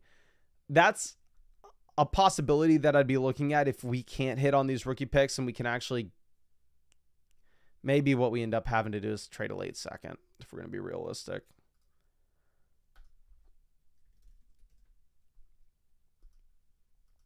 We send the late second instead. Yeah, I think that's what it would actually take is that 212 you're going to have to send. Like send Brock Purdy the 212, couple thirds, and get Kyler in a one quarterback league. Because then if we can be in striking distance at quarterback, bring in a potential wide receiver one with the 103, bring in a running back there at the 201 like RJ Harvey, I think it puts you in a spot where you can try to contend this season. Now, of course, if we open up the year at 0-3, we open up the year at 1-4, then at that point, we're going to be very quick to throw Jonathan Taylor, to throw Christian McCaffrey, to throw Brandon Ayuk, to throw Mark Andrews on the trade block. My thing is, I think you just have too many veteran assets to go ahead and throw in the towel right now, because typically what I find is it's easy to sell maybe one of these guys. Maybe you can find a contender that, yes, is interested in buying Jonathan Taylor. But when you have to move off of like 4 pretty big contending assets like this, it's going to be much tougher than you would think. Just because there aren't going to be that many people that are contenders in the league going out there and buying veterans. Maybe they're 1 and 2. Maybe they only need 1 or 2 players. And so by the time you get to selling your last guy with Mark Andrews, any contenders that had additional rookie draft capital or an additional prospect tossed to you, they already traded them away. So I think for you to transition from a contender to a rebuilder would be difficult. What I don't want you to do is I don't want you to trade away your future first. I don't want you to trade away your rookie picks of significance, like pick 3, pick 13, or pick 15 to go out and bring in veterans that are going to lose value going into next offseason. I think you still want to be taking shots on rookies with these picks, because it gives you the flexibility where if you did start slow and had to pivot over to a rebuild during the season and you just needed to sell Taylor, CMC, Ayuk, Andrews, but the second that you go out there and you trade the 103 and you get T. Higgins or whoever the hell it may be, then you would also have to throw T. Higgins on the trade block once you got to the season, which I don't want to have that burden on our plate. I don't want to be stacking on additional assets that are going to lose value over the next 12 months. I want to give ourselves the ability to take these players that may hit, that may provide production this year, but also could hold on to value that even if we pivot over to the rebuild, we are not having to sell them. But please let me know if you have any more questions in the chat, Jake. I'd be happy to answer as many as I can. And again, thank you for being a member of the flock. And also, for anybody else watching this, if you have a team review waiting on the site, if you have a question waiting on the site, whatever it is, please let me know your flock fantasy username so I can go ahead and I can get that answered for you in tonight's stream.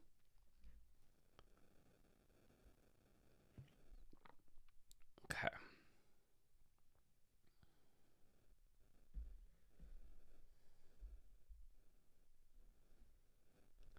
But Jake says, thank you, helps a ton. No, thank you so much, my friend. I really hope I was able to help out a bit, but wishing you the best of luck, of course, with the rookie draft. I think we do need some luck, to be honest, specifically for the 201 to get a player like Harvey falling. But let's move over to Texas Kings Rider. I know that we were looking at this the other day, but we didn't know the rookie picks. He got back to us. He told us it was rookie picks, so we're going to be able to dive into this.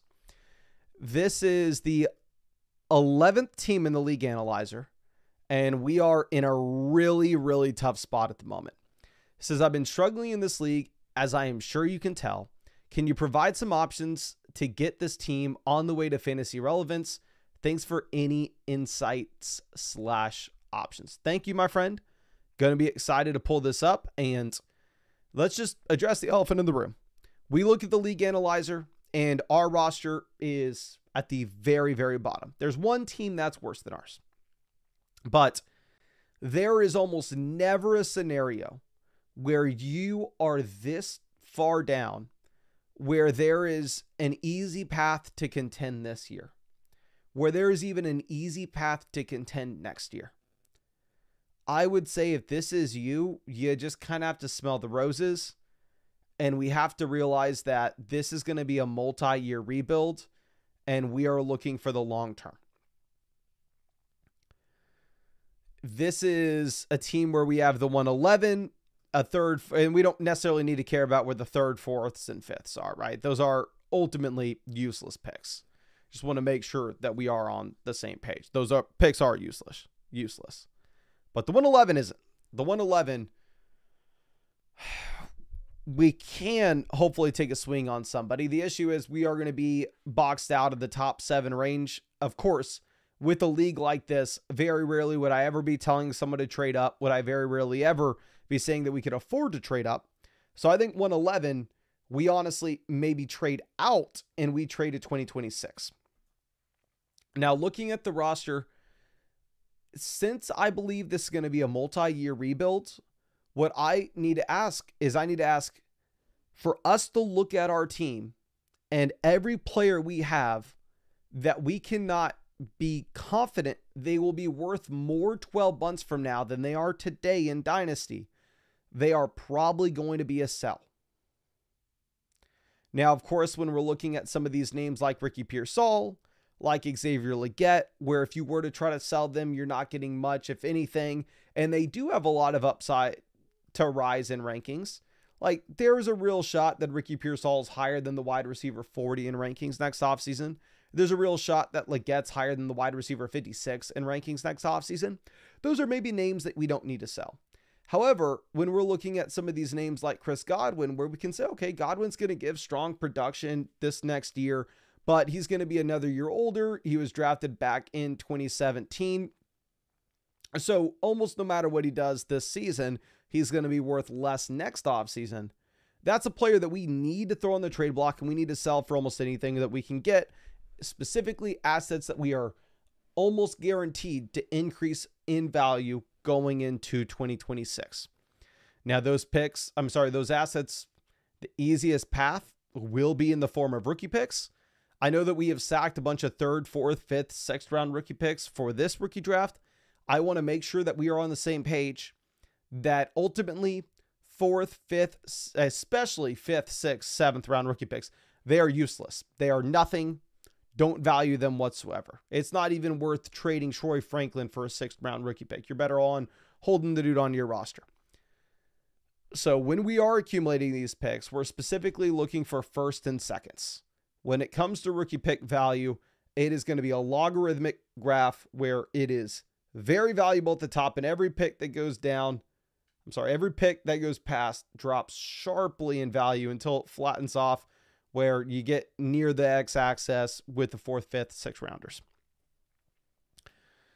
So when we're looking at this, do we believe that Dak Prescott is likely to be worth more in Dynasty next offseason than he is today? Let me just pull this up. Dak Prescott is going to be 32 in about 2 months. So next offseason is going to be 33 years old.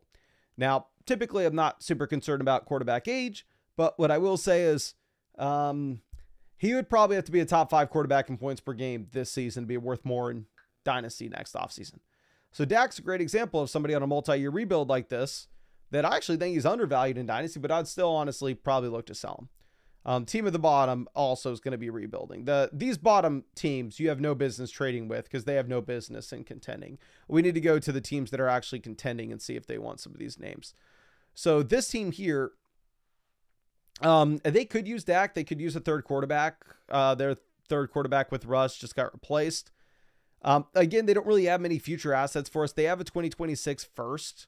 Like if they have, I don't know where their 2025 first is, but if there's a world in which we could send them like Dak Prescott, a couple of those late useless picks that we talked about previously, and get back, like if this is the 112 because they're a super strong team, get back the 112 and their 2026 first, I'd be game to do it. I know that sounds like a lot for Dak Prescott, but we have to acknowledge the fact that this team's probably going to win the league or be very damn competitive in it.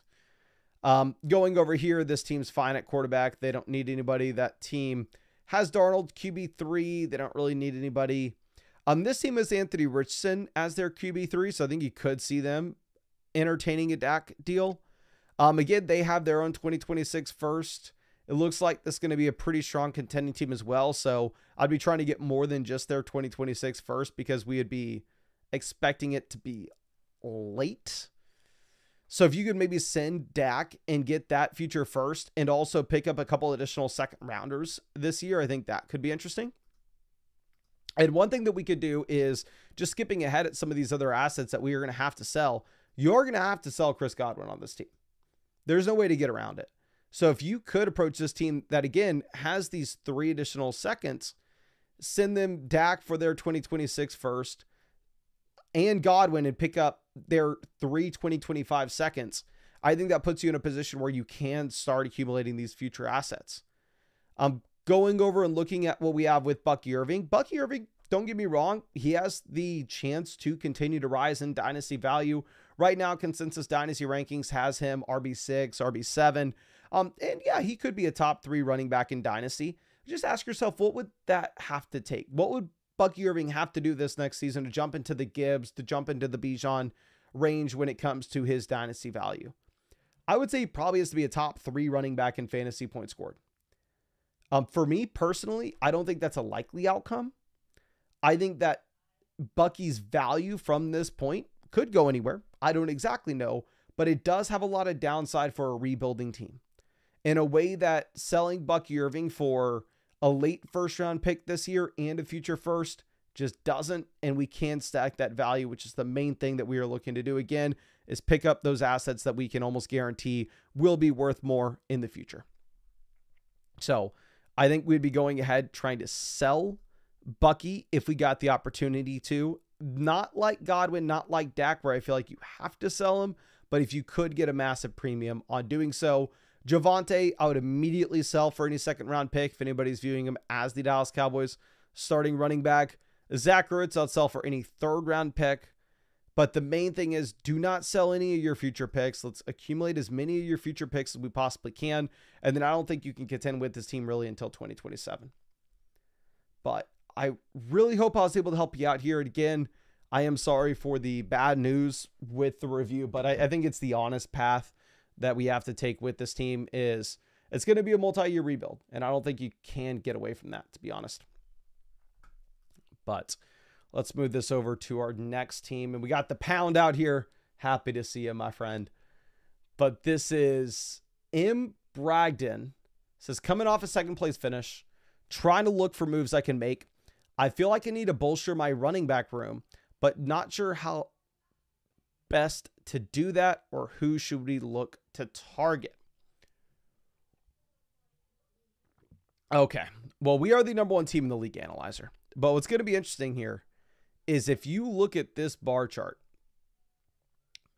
we are dominant at wide receiver. We have the #1 wide receiver room in the league by far.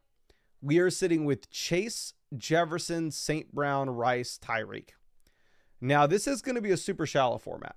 Like, this is a league where you don't roster a ton of players. It's a league where you don't have to start a ton of guys either. So, typically, when we are this strong, not only with the league analyzer having that juggernaut build, but also in a little bit of a shallower format as well, main thing that I'm wanting to do is I'm wanting to go ahead and make 2-for-1, 3-for-1 deals where we can hopefully get that improvement inside the starting lineup. And looking at our team, I'd agree with you. I think that running back is going to be the main thing that we would look to improve. It's going to be a 1 quarterback, half PPR format.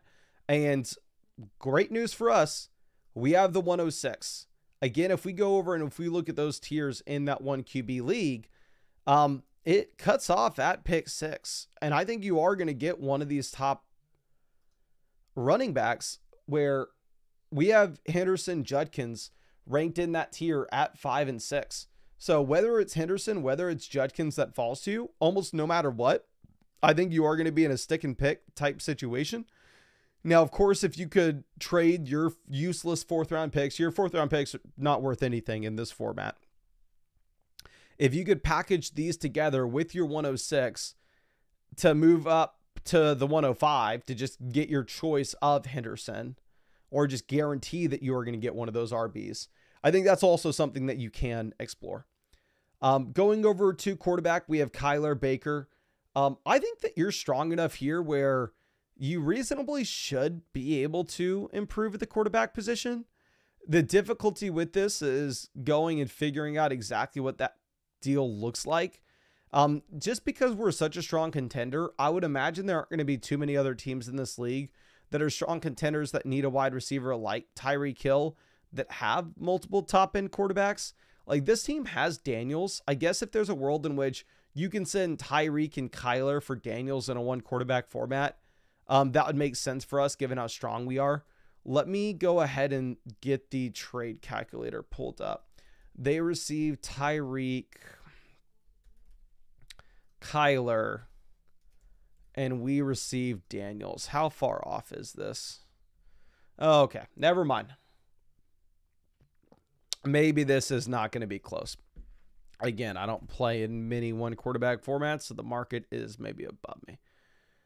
Maybe instead of sending Tyreek and Kyler, we end up having to send Rashee Rice and Kyler to go get that Jaden Daniels level quarterback. I mean, here this team is sitting with Lamar, Caleb, Bo Nix. So I think there's a real possibility that you'd be able to get Lamar from them. I'd send that same deal for Lamar. The Josh Allen team is hiding from us. Where are they? The Josh Allen team has Shakir as their fourth wide receiver. So this is another deal that I would send, right? We're going to go ahead and we're going to try to sell Rice and Kyler to go get Allen, to go get Lamar, to go get Daniels, to go get one of those big five quarterbacks. Again, 106, I think you're in a perfect spot to stick and pick. I think you're going to get Henderson or Judkins. Maybe Travis Hunter falls to you. If Travis Hunter falls to you, then at that point, I think you would be incentivized to maybe go ahead and see if we could just wait until the start of the season and feel out what happens with James Conner. You have Trey Benson just in case you get a Conner injury, or just in case Conner does see a massive drop-off with efficiency and they pivot over to the backup running back this next year. So it's not like you absolutely need a running back for week one. But I think almost regardless, you stick and pick at the 6th slot, unless you wanted to trade up with these 4th rounders to try to move that 6 to 4, to try to move that 6 to 5, just to guarantee that you get yourself that running back you're looking for. But I think you're likely to kind of regardless. We have the elite tight end. We have the elite wide receiver. And again, we look at the value chart that you have here, where we're sitting with Chase, Jefferson, St. Brown, Rice, Tyreek. There's nothing really to discuss. I think it's going to be like the shortest review we do all night, just because you have by far and away the strongest team in your league. I think it's simple. You send Rice and Kyler. You go get an elite quarterback. You stick and pick at 6. You hope a running back falls. And if you're really scared that in your league a running back won't fall, we try to send our 4ths with the 6 just to move up to 5 so we can guarantee ourselves one. But I really appreciate you and really hope I was able to help you out. Again, I'm sorry that this is a little bit of a shorter review than we usually do. But again, you have the best team in the league, so there's not much to say, to be honest. Now, let's move this over to Alex. Team says, won this league last year, still looking to contend. Genty's the clear 1. Hampton will be gone at 2. At 3, are we going to take Tet, trade back, or take Ward or another running back and trade off a Mixon Kamara? One team has picks 8 through 11. Should we send 3 to them? And what would that deal look like? Thanks. Thank you, my friend. I'm sorry that we waited a little bit of time to get this for you, but I definitely wanted to wait until the NFL draft just so we had a much better idea of what these pick ranges look like and what trades would be. Like, I think it would have been a very bad idea for us to trade like the 103 to move back to pick 9 and pick up an additional asset, just because that teardrop that you're going to see is going to be massive. But let me hook you up with a couple free trade questions, just in case anything that we talk about here you want to follow up with. I'd be super happy to take a look at it for you. We are everybody's daddy. If you watched the Flock League last year, if you all remember, I named the team Domain's Daddy when I was like a 99% chance of winning. And then I ended up losing the week because of it. But anyway, this is going to be a Superflex 12-team start 8 PPR format. So here, quarterback is going to be massive. Depth does not matter really at all in this kind of league. If this truly is a start 8 total offensive format, and 2 of those are going to be the quarterback position, 25% of our starting lineup is quarterback, and that should equate to about 40% of our offensive output from a week-to-week perspective coming from the quarterback position. That is absolutely massive. I want to be placing a massive premium on quarterback, and we have a decent little quarterback room. We have Burrow, we have Purdy. We can definitely grab a quarterback 3. We could possibly upgrade off of Purdy, not Burrow. We're fine with Burrow. But we are in a really, really strong spot nonetheless. Now, going over to running back, we won the league last year with Mixon, Kamara, Tracy. But obviously, 2017 running backs, we're not particularly expecting that they go and, I don't know. We're not expecting that they get better this year. If you look at the historical range of outcomes for Kamara, I believe is going to be playing his age 30 season here. and you look at the historical range of outcomes for Mixon, I think it's like 75. I have to remember. I think it changes from Kamara to Mixon because Kamara is a year older than Mixon. But more likely than not, they are going to get worse. To have Mixon, Kamara as my running back 1 and running back 2 this next season, I'd be very concerned. If we can bring in a running back 1 like Ashton Jeanty, that solves everything. So when we have Jeanty to sit with Mixon and Kamara as our RB2, RB3, gives us a lot of flexibility with what we can do with this team. Going over to wide receiver, we have A.J. Brown, T. Higgins, Garrett Wilson, Rome Odunze. Rome, big loser of the NFL draft, but we even have Devontae Adams, who's really set up to help us contend this next season. I'd say we have a lot of wide receiver depth, so I completely understand where you're coming from, where we're at the 103. If you're looking at Tet or Hunter, you're adding him to a mix of wide receivers like Brown, Higgins, Wilson, Rome, Adams, where you can only start 4 wide receivers in this league, assuming we're playing 2 quarterbacks every week. So I completely understand at the 103, not necessarily wanting to take one of the receivers there. I wouldn't want to make a move for Henderson. I wouldn't want to go trade for Judkins. One thing that I think, I don't want to take Cam Ward over those wide receivers either.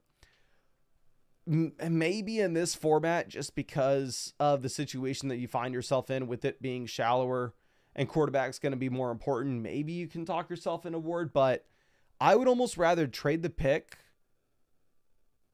with Purdy and try to bring yourself in a second elite quarterback. Because if we look at this team with the ability to contend this year, we're going to have Ashton Jeanty. So we're going to have Jeanty, Mixon, Kamara at running back. Nobody will have a better running back room. That's potentially 3 RB1s. We can expect maybe one of the veterans fall off, but still, if Jeanty's our RB1 in that scenario, we're just fine. Looking at receiver, Brown, Higgins, Wilson, Rome, Adams, we're going to be just fine. We only have to start 4 of these weekly. And honestly, since we'll be flexing running back, we're realistically only probably going to start 3 of them weekly. We have the top end production and we have the depth.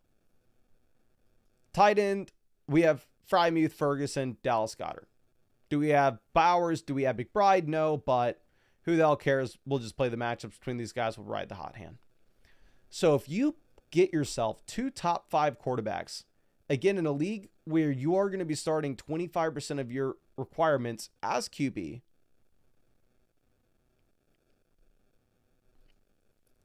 I think it could put you in a very, very strong spot. Now, I'd imagine it's going to be extremely difficult for us to pull a deal like this off. I can go ahead and let's just hit expert. Let's move this over to Superflex. Let me refresh this. Okay. So the deal structure that we're trying to make, right, is essentially we're selling Purdy and the 103, and we're trying to get to the elite level quarterbacks. I already know what the calculator is going to say. The calculator is going to say we have no shot.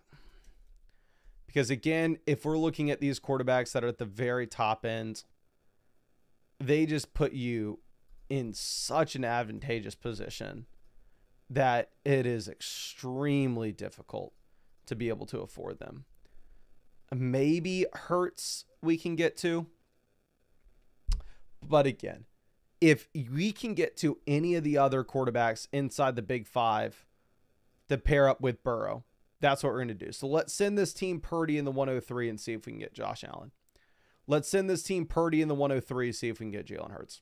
Let's send this team Purdy in the 103 and see if we can get Jaden Daniels. And just see if we have any takers on that. That's going to be the first move I try to make with the 103. Now again, if Hampton does end up falling to you at 3, we're just taking Hampton and we're chilling. Second move that you could look to make. I know you talked about trading back to either pick 8 or 11. I think that'd be a big time mistake. As again, we'll go ahead and we'll pull up the tiers in a Superflex rookie draft. You're going to have the top 7 guys. You're going to have Jeanty, Hampton, Hunter, McMillan, Ward, Henderson, Judkins in some order. Then afterwards, you have a massive drop-off to the next players with Golden Igbuka, Warren Loveland, Caleb Johnson, Luther Burden, Dart, Higgins, Harvey. Harvey's going to be higher on this list. I think Nathan is the guy who hasn't updated his ranks yet. But if you look at my list, obviously we have Harvey a few slots higher. But regardless, you were going to have a massive tier drop from pick 7 to pick 8. So I think going and approaching that team that is sitting with all those rookie picks is probably not the best idea. Where is that team even? Yeah, this team has picks 8, 9, 10, 11, the 202. I think this team's kind of screwed. You're going to be taking a Buka, Golden, Loveland, Warren, Caleb Johnson. Like, for you to accumulate that many picks and that's the haul that you get, not great, especially in this draft class that I know a lot of people saying weak. I think it's extremely strong. Just because I think that these guys in the top 7 are freaking monsters. So if we are trading back from pick 3, again, if the trade for the elite level quarterback doesn't work, I'm trying to get to pick 6. I'm trying to get to pick 7, where we still have the optionality of getting a player like Judkins. So here's a team with 7. The difficulty with this is because this is a shallower format, we don't necessarily need a bunch of these guys. Like, getting David Montgomery added on is not going to move the needle for us.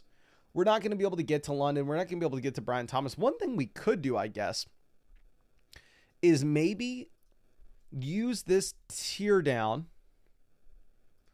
or this trade back where we still believe we are getting a top pick, top prospect, from 103 to 107 to tier up at wide receiver, where maybe we can tier up from like Wilson to Brian Thomas.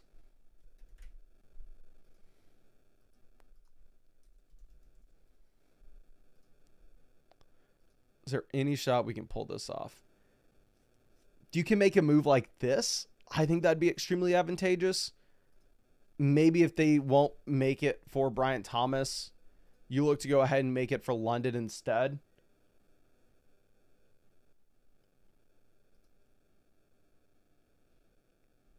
When we're, again, take Ashton Gentile 1. There's no reason to not stick and pick there. The 301, 309, 409, I think you should value these picks as just throw-ins. 301 maybe a little bit more valuable. With these contending builds, I'm always inclined to see if we can just sell the 309, pick up an additional 2026 third and fourth, sell the 409, pick up an additional 2026 fourth, just in case we have to make trades during the season. At that point, we have some extra ammo where we can go through and we can get improvements and trade for a spot starter at running back, go trade for maybe like Isaac Rindo the week that he's going to start for the Niners, right? But everything hinges on the 103 with our plans coming up. And I think you either use it to try to get another elite quarterback, or if you don't want to stick and pick with best player available, if Hampton goes at 2, you trade back to pick 6, you trade back to pick 7, and you try to also get a wide receiver upgrade from Wilson or Rome up to the range of like London.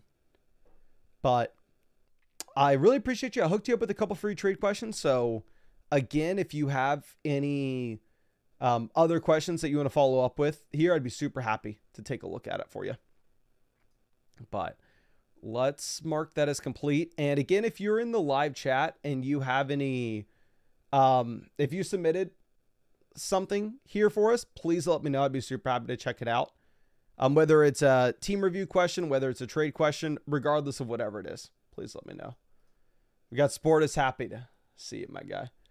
Bard says, Mason, do team reviews cost $79?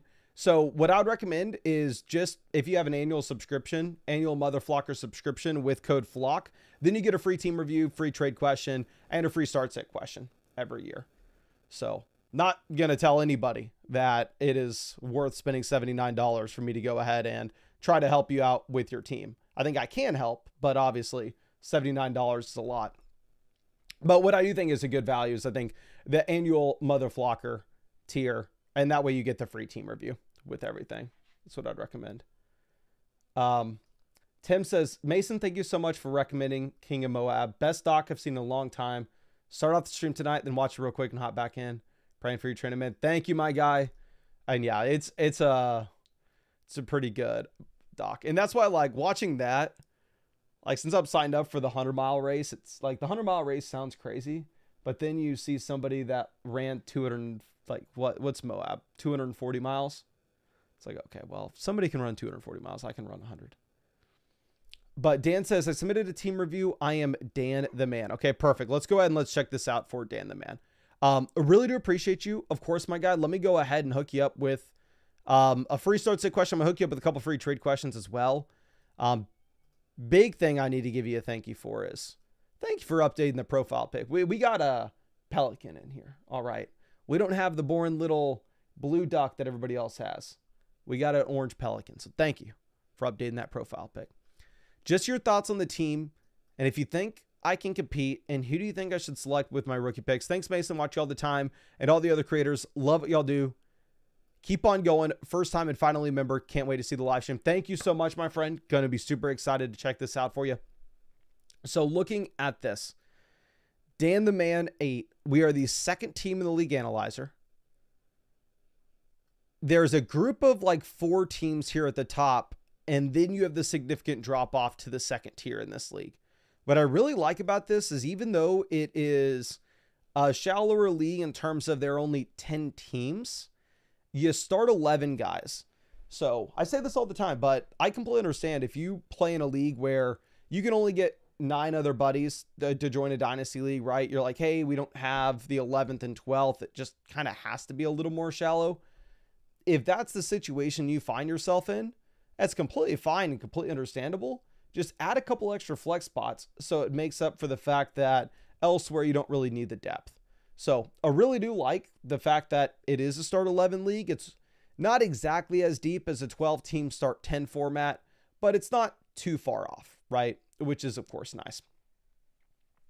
And looking at what we have a quarterback, we are sitting with Daniels, Love, Matthew Stafford. So a really nice quarterback room. Obviously, we have one of the elite guys. We have a quarterback 2 that we are just fine with. And we have a quarterback 3 that can be a spot starter during bye weeks and if one of our guys gets injured. So completely fine spot to be at quarterback for sure. Looking over at the running back position, we are sitting with Montgomery, and then that's about it. So we have, arguably in my mind, if we were going to be a true contender, right? Montgomery's an RB3. I don't necessarily know if we can sit here in a 10-team format and say, oh, okay, yeah, but Montgomery's my RB2, and I know that I'm a juggernaut and I'm going to win this league. Like, if Montgomery's your RB3 on a contending roster in a 10-team format, I am very excited about that. But running back room is going to need to be completely overhauled. A wide receiver, we have 2 elite names with St. Brown, Brian Thomas. We have a decent little depth starter with Cortland Sutton. In a start 11 format, Sutton's definitely going to be important for that contending roster. This is a tight end premium format, and you are getting 3/4 points per reception. So it is a spot in which you can start tight ends in the flex.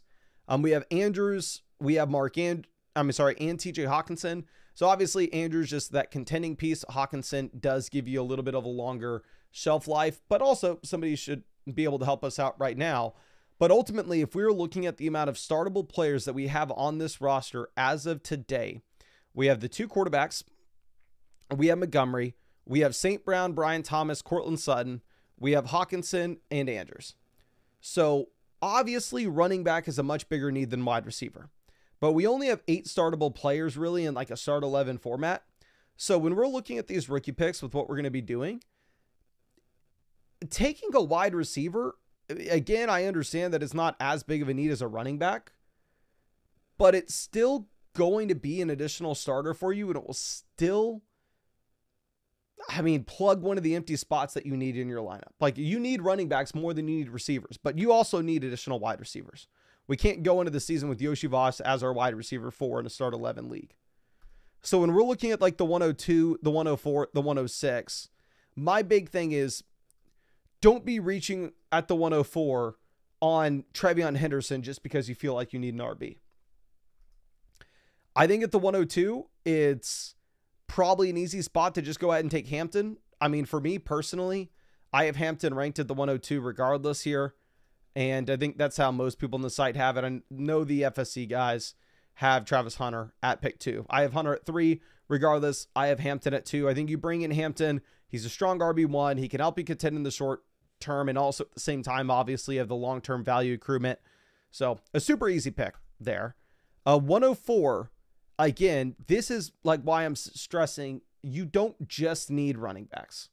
Running backs, a much larger need for us than what we are going to see at receiver. But why? We still need receivers. So if at 4, Travis Hunter's on the board, if at 4, McMillan's on the board, regardless of which one of these guys it is, I think that this is going to be your pick. Like, I wouldn't get cute and take Trevion Henderson just because we need a running back. I agree, we do need an RB, but if you can get one of those tiers of receivers, I would just go ahead and pull the trigger on them. So you bring in Hampton, you bring in Hunter, and then at the 106, this is where things are going to get a little bit difficult, right? Because if Cam Ward does go at 5, we're chilling. We can go ahead and we can take Trevion Henderson. We can take Quinshon Judkins, who's ever left over. But the difficulty is this is a 10-team Superflex league. So a lot of times that team at 5 is going to be in a spot where they don't need a quarterback. Now, you are in a situation where the team at 5 has CJ Stroud and Kirk Cousins. So we would actually assume that, no, this team does need a quarterback almost desperately. So I'm going to assume Cam Ward goes off at pick 5. We end up getting a running back falling to us, such as Trevion Henderson, where we're able to overhaul with picks 2, 4, and 6. The depth of this team in a big time way where we bring in Hampton, Henderson as 2 startable running backs early on that can give us running back 1 upside at the end of the season. We bring in either Travis Hunter or McMillan at pick 4. I understand that we have Brian Thomas. Don't stress about adding Brian Thomas to this team regardless.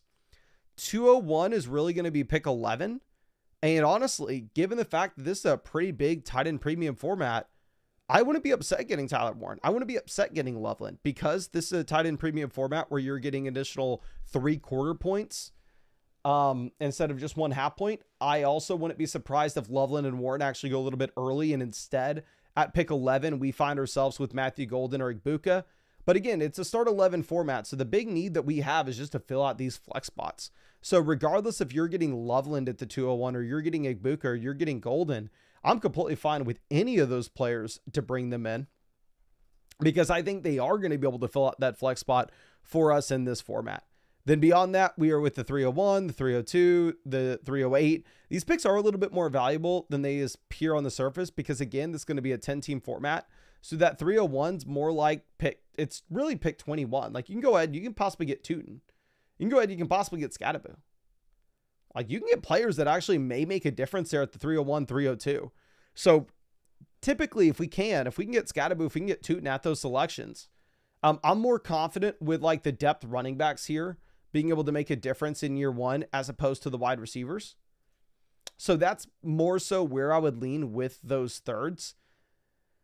Another possibility that we could have that what I find hard is like when we go to our league mates and we try to trade pick, say the 301 or the 302, a lot of people are going to see the 3 in front of it and just absolutely dismiss the pick as if it doesn't have any value.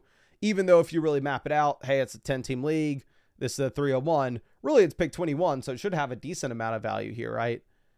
So I think you should be able to get a little nice haul for it, but I think it's going to be much easier said than done. Like, we can go ahead and we can look at some of these rebuilding rosters here on the bottom, right? I mean, this team is built around a lot of these contending assets, so I'd be surprised if they actually did want to rebuild. But this roster, on the other hand, I mean, is there a world in which we can convince them, hey, take pick 21 and pick 22 and give us Devontae Adams or give us Chris Godwin? Can we convince them, hey, take pick 21, 22, and 28? Give us Tyreek. If you can convince this team that they are a rebuilder and end up taking away a couple of these veteran wide receivers to fill those slots for us to contend, I think that you should be able to contend this year based off the value that we have, especially with these guys at the very top. And again, with this being a pretty heavy tight end premium format, and with us being able to effectively map out that we are going to get 3 difference or possibly 4 difference making rookies coming in. But Dan, please let me know if you have any additional questions. I'd be super happy to talk about anything else here, or look at any other potential trades for you. Like I said, I hooked you up with a free start set question for the season as well. A couple free trade questions too. I mean, even if none of your league mates are countering the deals that we're talking about right now, Even if you just find a hypothetical trade that you want to make during the season, feel free to shoot it my way. Of course, I'd be super happy to take a look at it for you. But yeah, please let me know if you have any questions right now in the chat, or if you have any of those trade questions that you want to see later on. I'd be happy to look at them absolutely whenever, my friend.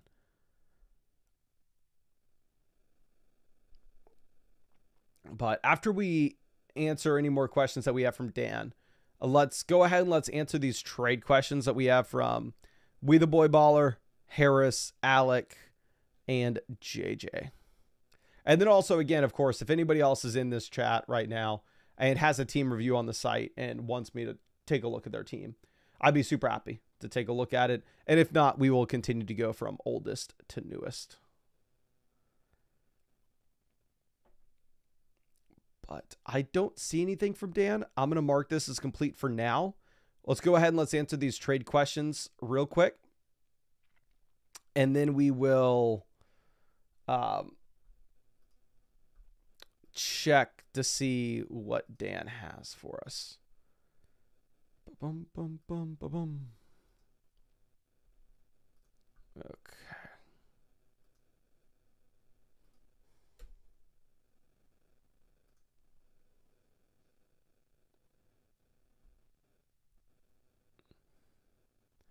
Okay, let's move this over. This trade question is going to be from Wee Boy Baller. This is makes sense to trade if we get no good landing spots. Yeah, the 110 trading for an early to mid first in 2026. I think that would be a super interesting pivot. Is again, the 110, the guy you're looking at is like Buka, you're looking at Golden, you're looking at one of the tight ends, or you're taking Harvey, you're taking Caleb Johnson. If you can get an early to mid 2026 first plus a late second in this year's draft, I think that's a great price point. I would do it without the late second, even, to be honest. Okay. Let's move this over to Harris. It says, quick fix for my running back 2 to compete. We still have picks. I would not do this, to be completely honest with you. It's a start, actually, it's a start 8 format. So in a start 8 format, I guess you could maybe make the argument that the wide receiver depth doesn't matter a ton. The running backs we're looking at, we have Jacobs, Najee, Rachaad White. So obviously Najee gets replaced by Hampton. Rachaad White gets replaced by Bucky. Wide receiver, we have Ayuk, T, Ladd. But I mean, I think you still kind of need the 4th receiver with Judy. So for me, I think Judy's a massive winner of the NFL draft in that it looks like Flacco's going to be starting a lot of games. And you have no Travis Hunter coming in. So, and Judy's young. He was, what did Judy finish as last year?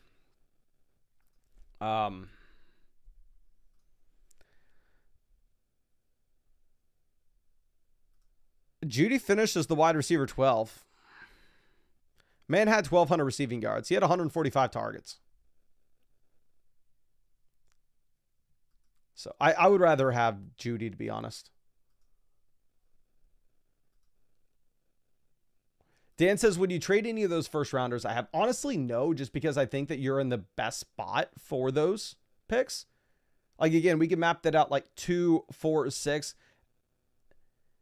All 3 of those players that you have are going to be able to help you contend right now while at the same time give you that long-term value.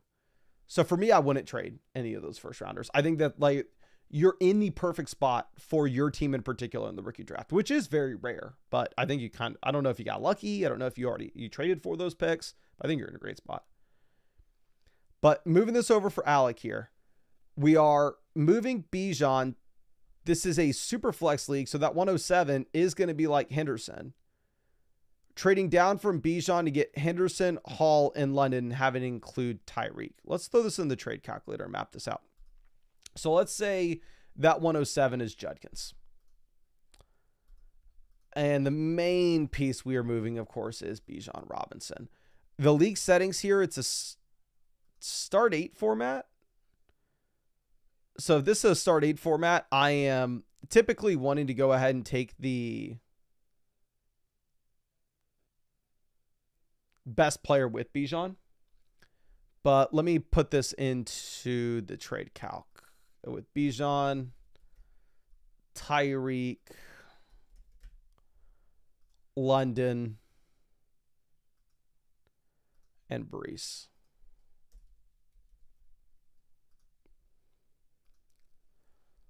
Trade calculator has this as a clear win for you. Like, if it wasn't Judkins and instead you had the 108 where you were stuck having to take like Matthew Golden, I think it would be a much tougher spot, like Igbuka. But for me, because it is instead Judkins, I'm fine making this deal. My only hesitation is, since you're in the shallower format, typically I'm going to want to hold on to the best player, which I think is Bijan Robinson in this deal, of course. Okay, let's move this over. JJ Bradley says, offers Marv the 105 and a 2027 first for Lamb and an early second. If not, what would you offer to tier up Marv? I definitely prefer Marv here. You get, because Marv is going to be I mean, the 107's a great player, right? Like, if I hope we're getting the Marv side. I mean, sorry, the 105. It's the 105, so say it's like Cam Ward. And a future first. We're about to add the 2027 picks into the trade calculator. Versus Lamb. Guess we can add the early second as well.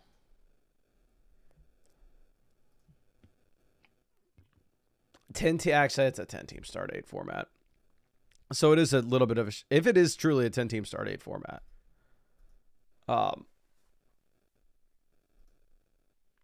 Yeah, it's a shallower league as well. You can tell just with the roster size.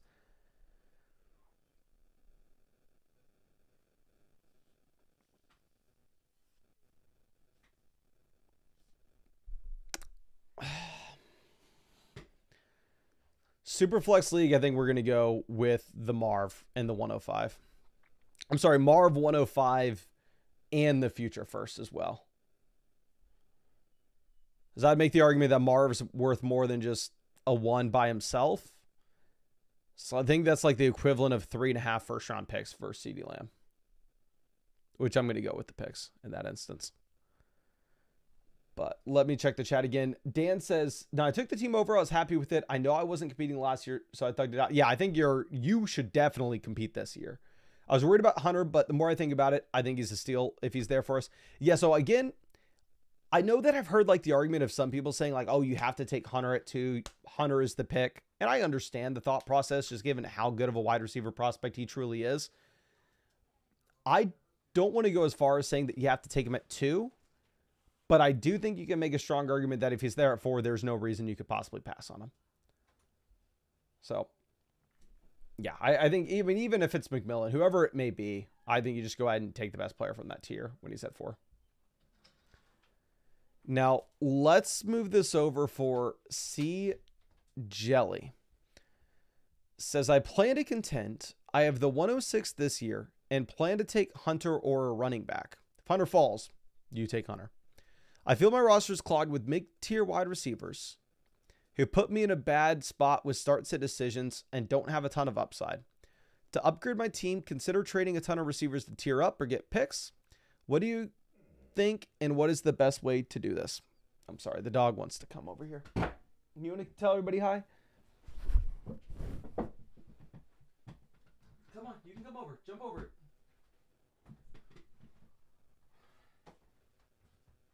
Come on. There you go. You want to tell everybody hi?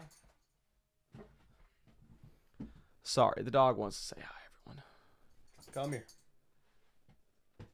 You want to say, hey, everybody, I've been crying. I've been crying all night trying to get in here. I know. You're a good girl. Crying all night trying to get in. And go under the desk. Okay. but it's a start 9, 1 quarterback format. So really it's like a 12-team super flex league, right? So I would say that depth is important here. It's not like you're in a situation in which, oh, okay, you can only start 4 wide receivers weekly. You can get a bunch of receivers in this lineup. We are sitting at 5th in the league analyzer. Not a super crazy league in terms of the disparity of value that you have. Wide receiver wise, I mean, yes, these guys like Pittman, Ridley, maybe a view as depth names, but I think a lot of these players going into the future, such as Worthy, I think Devonta Smith in this kind of format's not a depth name. I think these are auto starts. I think Devontae Adams is an auto start this year. Really the only guys that you're going to be going back and forth with consistently are going to be Pearsall, Pittman, Ridley. But I don't necessarily know if you're going to have a ton of these players on the bench that have value. So the 106, you're for sure going to get a startable player. And this is going to be the really exciting piece of this, right? Because it's a 1 quarterback format. Again, we keep on talking about this big tier because it is so damn important. But you have that tier of 6 players: Genty, Hampton, Hunter, McMillan, Henderson, Judkins. And then there is a significant fall off to that next group of guys. So the fact that we are able to get Judkins, we are able to get Henderson, we're able to get Hunter, you may be mentioned, that's going to be able to give us a startable player this year for damn sure. All right. So the 106 is a startable player. We need 7 combined running backs, wide receivers to start. We have the 106. We have Bijan, London, Worthy, Devonta Smith, Adams. And in that 7th spot, you're going to be choosing weekly between Pearsall, Pittman, and Ridley, which I think probably it's going to be Ridley for this next season. Long term, obviously, that may change. But I don't know if you have like way too much depth here. I think that you may be in an okay situation for this next season, to be honest. Going over to quarterback, we have Herbert, Baker, Penix. We're going to be just fine. Am I going to sit here and say, oh, yeah, quarterback's a strength for us? Probably not, right? Again, I've said this like 10 times this live stream, but in a 1 quarterback format, for us to consider quarterback a strength, you really are going to need to have the big 5 with Hurts, Lamar, Allen, Daniels, Burrow. We don't have it, but I don't think we're going to be losing our league because of our quarterback room here. Going over to the running back position with Bijan, I'm going to hope that we get Judkins. I'm going to hope that we get Henderson. Because realistically, if you are able to bring in Judkins, if you are able to bring in Henderson there at pick 6, all of a sudden you're able to just backfill this running back depth where we have the elite anchor.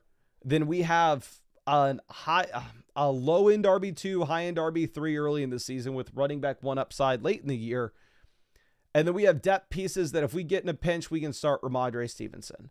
We have the premium handcuffs with Jordan Mason and Tyler Algier, where our running back room's a room that we can contend with this next season. Wide receiver, London, Worthy, Smith, a great trio of the top 3 guys. I understand that you're kind of going to have to go back and forth when we decide between Ridley, Pittman, Pearsall, but I think you need those 2 extra starters, especially when we don't have a ton of depth at running back. One thing that you can consider is if you're in a spot where you're going, I want to contend this year, I don't like having all this wide receiver depth, I want to be able to take Travis Hunter if he's the guy that falls to the 106, and I need another running back, we could try to sell a wide receiver for a running back. But typically when we're going to do that, it will be very difficult. You are going to have to sell a younger wide receiver to get a running back from a contending team, or at least that's the easiest way to go about it. That's what makes the most sense for a win-win deal that somebody would actually look to do. So what we'd have to do is we would have to look at some of these teams that are rebuilding. We'd have to identify a player on our end that a rebuilding team may be interested in. No rebuilding team's going to ever think about trading for Ridley, Pittman, or Devontae Adams. Ricky Pearsall, they may though. So going over and looking at the rebuilding team at the very bottom, obviously this is just an absolute dumpster team. I would love to see if we could send Ricky Pearsall and get their only running back that's viable, which we can send this out and we can have them laugh at us, of course. We can send them Ricky Pearsall, our 3rd and our 4th, and see if they'll give us Kyren Williams. But especially after the NFL draft, there's just absolutely no shot that they would do that, right? Trade calculator is saying the same. So maybe we can find a team with a different running back that'd be a little bit closer. This team has Chuba Hubbard. Again, this is very clearly a rebuilding roster as well. Maybe they're a little bit more likely to make this deal. And the reason that, okay, this is closer. Maybe we can try to get this deal done, especially if they think them taking Trevor Etienne in the 4th round has any impact whatsoever on Chuba Hubbard this next season. I would send that offer over and see what they say. This is going to be a team that tries to contend. This is a team that tries to contend. This team tries to contend. This team here, I guess they have Genty, right? So they're going to be trying to contend as well. Yeah, it looks like a lot of those teams are contenders. The one thing that I would advise against is, while I think there's a clear path for us to take like Judkins at the 106, try to sell Pearsall, your 3rd and 4th, go get a running back like Chuba Hubbard from a rebuilding team. I think you have a clear path to contend this season, but you're not a juggernaut. You're not up here with Jamar Chase, Malik Neighbors, DK Metcalf, Chris Godwin, TJ Hawkinson, George Kittle, Breece Hall, Dave Montgomery, Jaden Daniels. You're not the team that you know for sure you're going to be in contention. There is a chance that this goes off the rails. Drake London goes down for the year. Xavier Worthy doesn't take a step forward. You're toast. So I think you need to hold on to your 2026 picks to give us the optionality where, if things were to go wrong, we could sell that 2026 first during the season, get an asset that is going to be able to help us contend. But again, I don't want to. I'm sorry, let me rephrase that. If things go wrong, we hold on to our 2026 first. We look to sell some of our veteran players, such as Devonta Smith, Devontae Adams, Michael Pittman, Calvin Ridley, for future picks, and we try to get the 101. But if things go right, and we're just a running back 2 away, and we're sitting in week 6, and we're 4-2, and we think we could be a strong contender because Worthy took a massive leap forward, Devontae Adams is crushing in Los Angeles, then maybe at that point you take your 2026 first, we go over to the rebuilding team and send it for Kyren Williams. But I don't want to make that move until during the season because, again, I can't guarantee that we are that juggernaut that's for sure going to contend. Kyle Pitts, Jonnu at tight ends, not strong, but we don't have the additional assets where we can just afford to give up running backs and wide receivers here. So I think we are just kind of taking the best player that falls to us at 6 out of that list that we talked about with the tiers, looking to see if we can sell Pearsall in the 3rd and 4th and go get a running back from a rebuilding team, but hold our future picks and then wait until during the season and see if we actually can contend. And if so, then maybe at that point we can afford to go ahead and let go of 1 or 2 of them. But I really appreciate you and really hope I was able to help you out here in some way. Let me hook you up with a free trade question as well, just in case you have anything else that you want to send over my way. I'd be happy to take a peek at it for you. But let's move this over to our next team. This is going to be from Step Bros. This is Jacob. First, let me answer this. Says, is there a scenario where you want to draft Genty with the 101? I'm rebuilding 102, 105, 109 Kyler as well. No, there's no scenario. The only scenario you don't draft Genty is at 1 is if you're playing in an IDP league with weird scoring and you can take Hunter, put him in at DB and get wide receiver points. That's the only consideration you could possibly have. But let's check out this Step Bros team. So this is the #1 team in the League Analyzer. But this is also a league where the #2 and #3 teams are almost identical, right? There's the 3 juggernaut builds, the 2 teams that are on the outside looking in, and then the rest of the league. I guess the standard down here at 12 is absolutely lost. Actually, I'm going to have to reach out to Jacob. We don't have what rookie picks these are. Let me see if on the reviews page, Jacob sent me a message. Jacob, if you were watching this, that would be clutch.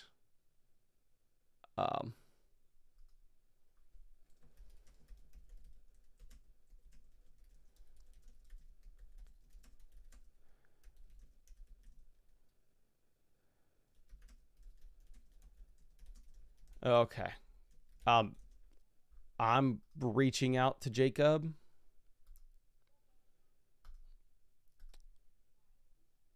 And actually, I don't think we're going to be able to get to his team. So what I'm going to do here is I'm actually probably going to call this now, and we are going to instead fire up the stream again tomorrow. Tomorrow, we're going to be doing a bunch. Should have video coming out. I'm going to stream twice. I'm going to stream with... Actually, it looks like Oddrick just submitted a team. Oddrick, are you here? If so, let me know, and I'll get this team done for you right this second. But anyway, tomorrow I'm going to stream on the redraft channel. We're going to do a BBM draft. I'm going to stream again tomorrow night, looking more at these Dynasty teams. We should have a redraft video coming out as well, which I'm excited about. But if I don't see Oddrick in the chat, we'll probably call it here. And I'm about to pee myself. So actually, we're probably going to call it here regardless. But thank you again, ladies and gentlemen. I really appreciate you hanging out with me. And I do want to reiterate, if y'all want to go see that startup draft that we had, it was at the very beginning of this live stream. And if you want to get in free mock drafts, go over to flockfantasy.com right now. Just pushed out a massive update, fixed some of the major bugs that happen on launch with the drafts. But I was able to do a startup draft, no problems whatsoever. Ton of fun, completely free. Just go to the mock draft tab. You can get a super flex startup, one quarterback startup, one quarterback rookie draft, super flex rookie draft, do a private draft, invite your friends, or do a draft simulation against bots.